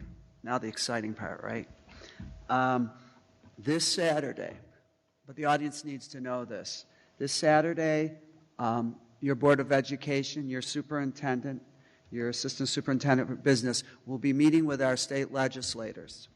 We are in a time of dreaded reductions because the amount of money that we are receiving from Albany is less than what we got 4 years ago. And so we need to pressure our legislators to go back to this governor within the next 3 weeks and ask for some more funding. So I ask all my fellow board members, and with us we have some students going on Saturday, we have some parents. Tomorrow, turn on the TV, because tomorrow there is going to be a huge rally in Albany, New York, of educators, students, superintendents, and Board of Education members to please ask our legislators to go to our governor and ask for more funding so that we don't have to do these kinds of reductions in courses in music and so forth. So there's where we're at. Now, this Friday, and I would ask any of my fellow board members, Mr. Clary has set up a private meeting with our state senator, Valesky. The state office building, 3:30 p.m. There are some students going. It would be wonderful to have board members and administrators. So that's, and the last thing I wanted to say, I want to thank all the community and all the students because we filled out 1,000 postcards and they are now in Albany, New York, and they will be given individually to our legislators. Thank you, Pat. That's awesome.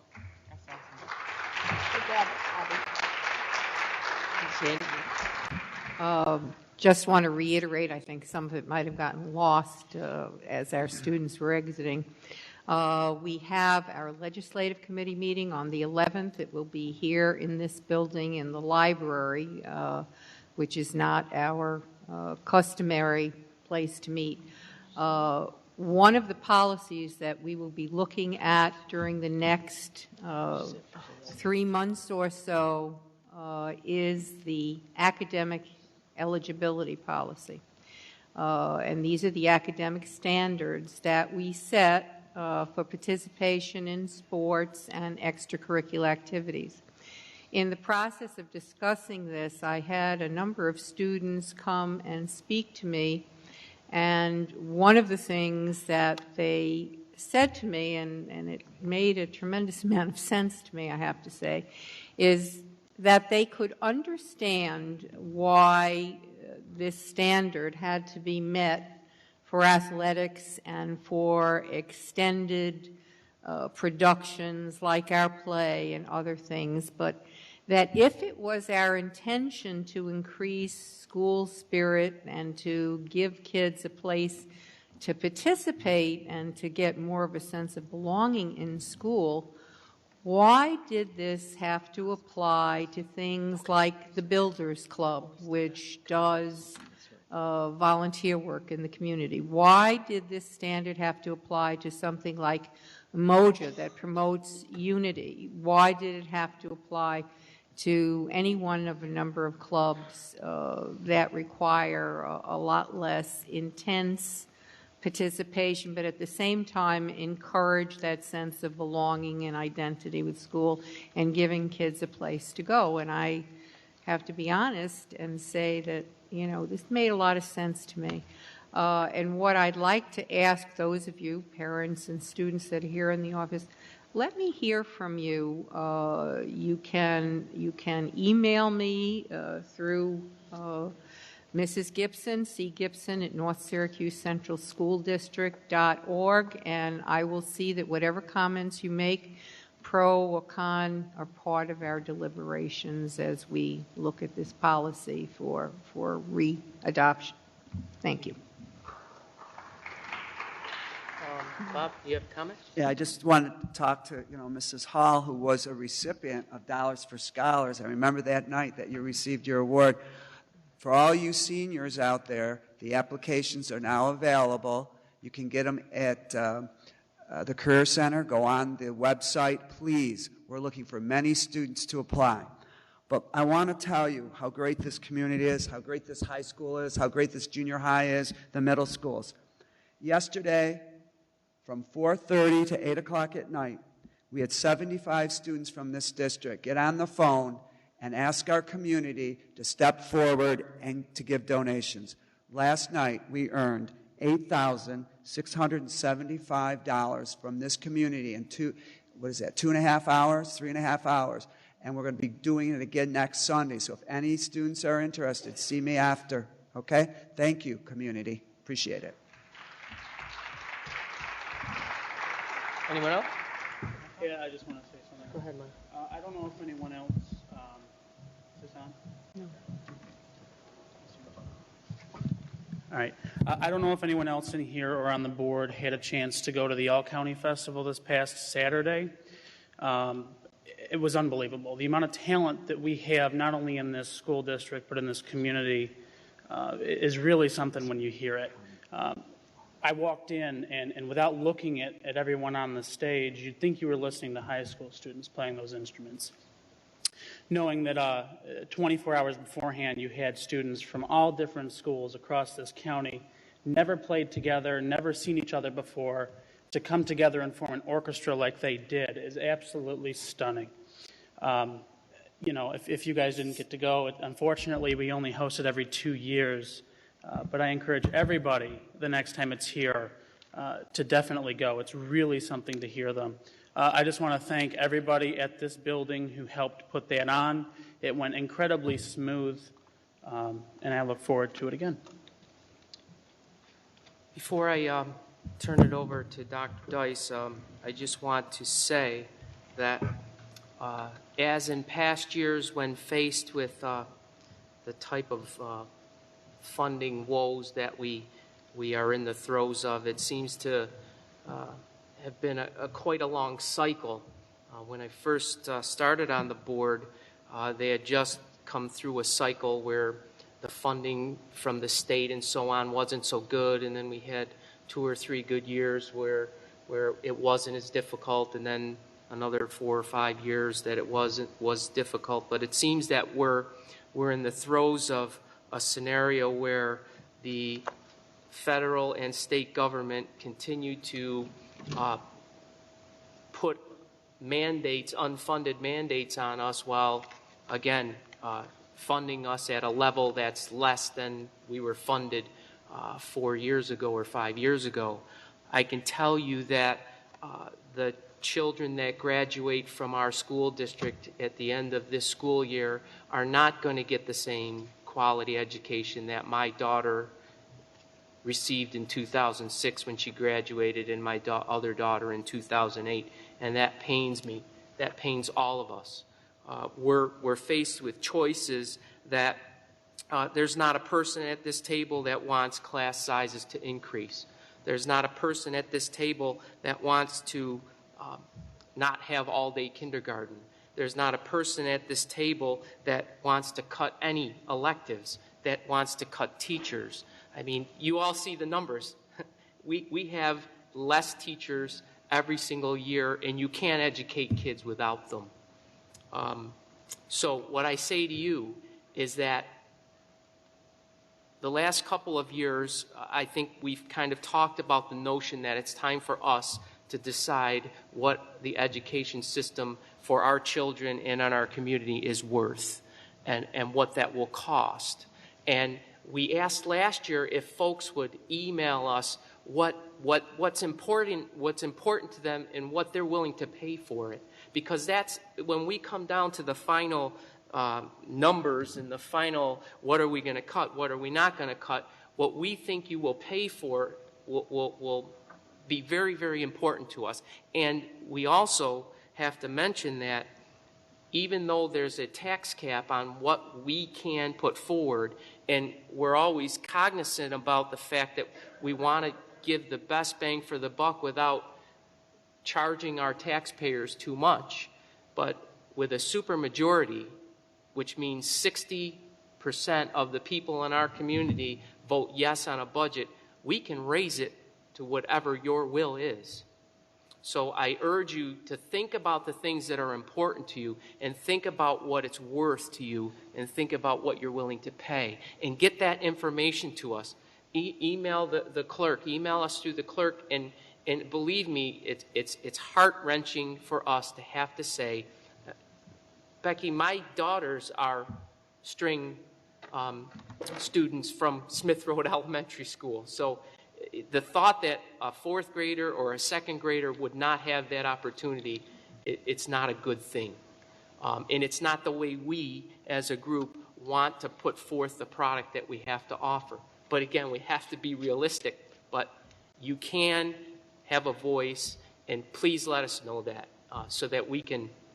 Again, we asked for, I think we put out a survey last year, didn't we? Mm-hmm. For, to the community. I don't know how well, I don't remember the numbers, but the more people that tell us what's important and what they're willing to pay, the better equipped we are to say, well, I know the tax cap says we can raise the taxes 3.2%, but we think we have community support to raise it 4%, and these are the things that we could put back in our budget. So if you could do that for us, we would greatly appreciate it. And maybe we could give our administration direction that after we've made these presentations, that we do a survey monkey, maybe 5-question, kind of survey, and ask people to give us feedback by a certain date. And that would be helpful. Well, and Sandy, to piggyback on what both you and Pat said, that last year we had a pretty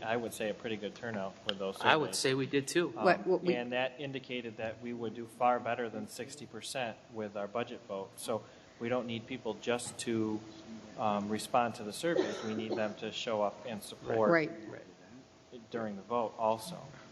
But getting that information will help us build a budget that we feel you would be willing to support, and then we'll poke you to come out and do it. The districts in New York State that embrace their community and embrace the fact that they are saying to their school board or to their administrators that this is what we are willing to pay, and the school districts where the funding, they're not as dependent on state aid, are the school districts that don't get hurt as much when the state plays their shell game and takes money and puts it here and tells you have to do this and doesn't give you the money. So, Dr. Dice, if I stole any of your thunder, I'm sorry.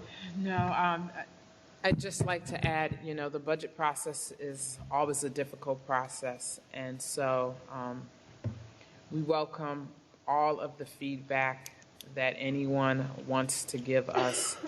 This is a difficult time. We are not looking forward to the difficult conversations or the difficult decisions, but we have a strategic plan that is guiding our work, and it's our roadmap, and that is what we will be basing all of our decisions on. So please, if you have friends who couldn't make it, have them watch it. If they can make the next one, the next board meeting will also be the other half or part 2 of the department presentations, and then we'll begin to dialogue around what has been recommended as possible reductions. So we welcome your feedback. We need to hear from you.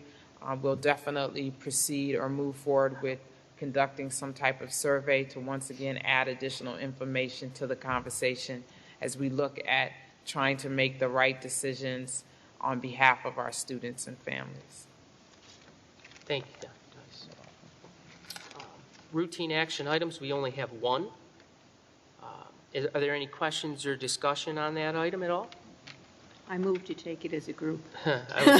Thank you. A group of one?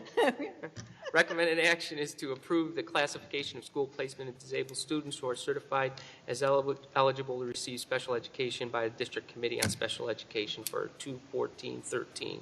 I have a motion from Sandy, a second from Michael. All in favor? And that's unanimous. Second is a recommendation to approve a separation agreement. There was a question brought up. We should go to executive for this question. Do you want to make a motion that we move to executive session? Second. All in favor? Question, but I would rather not do it here. That's unanimous. Yeah, nothing. Just a. It's probably best. So we don't. Can't we just go right across the hall? Yes. Yeah.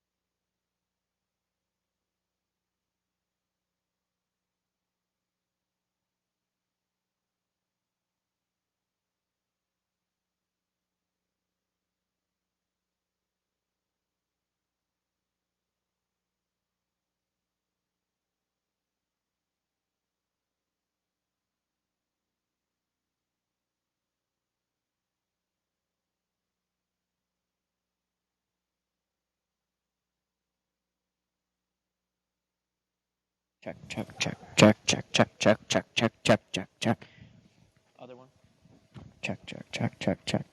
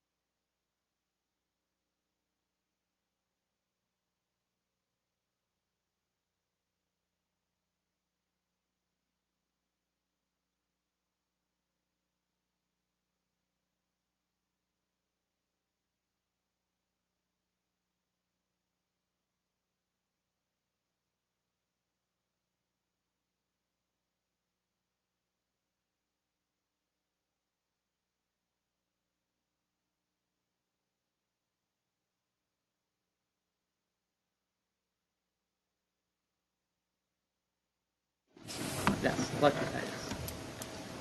Well, Pat. Oh. Can you can vote from out there if you Yeah. like. Okay.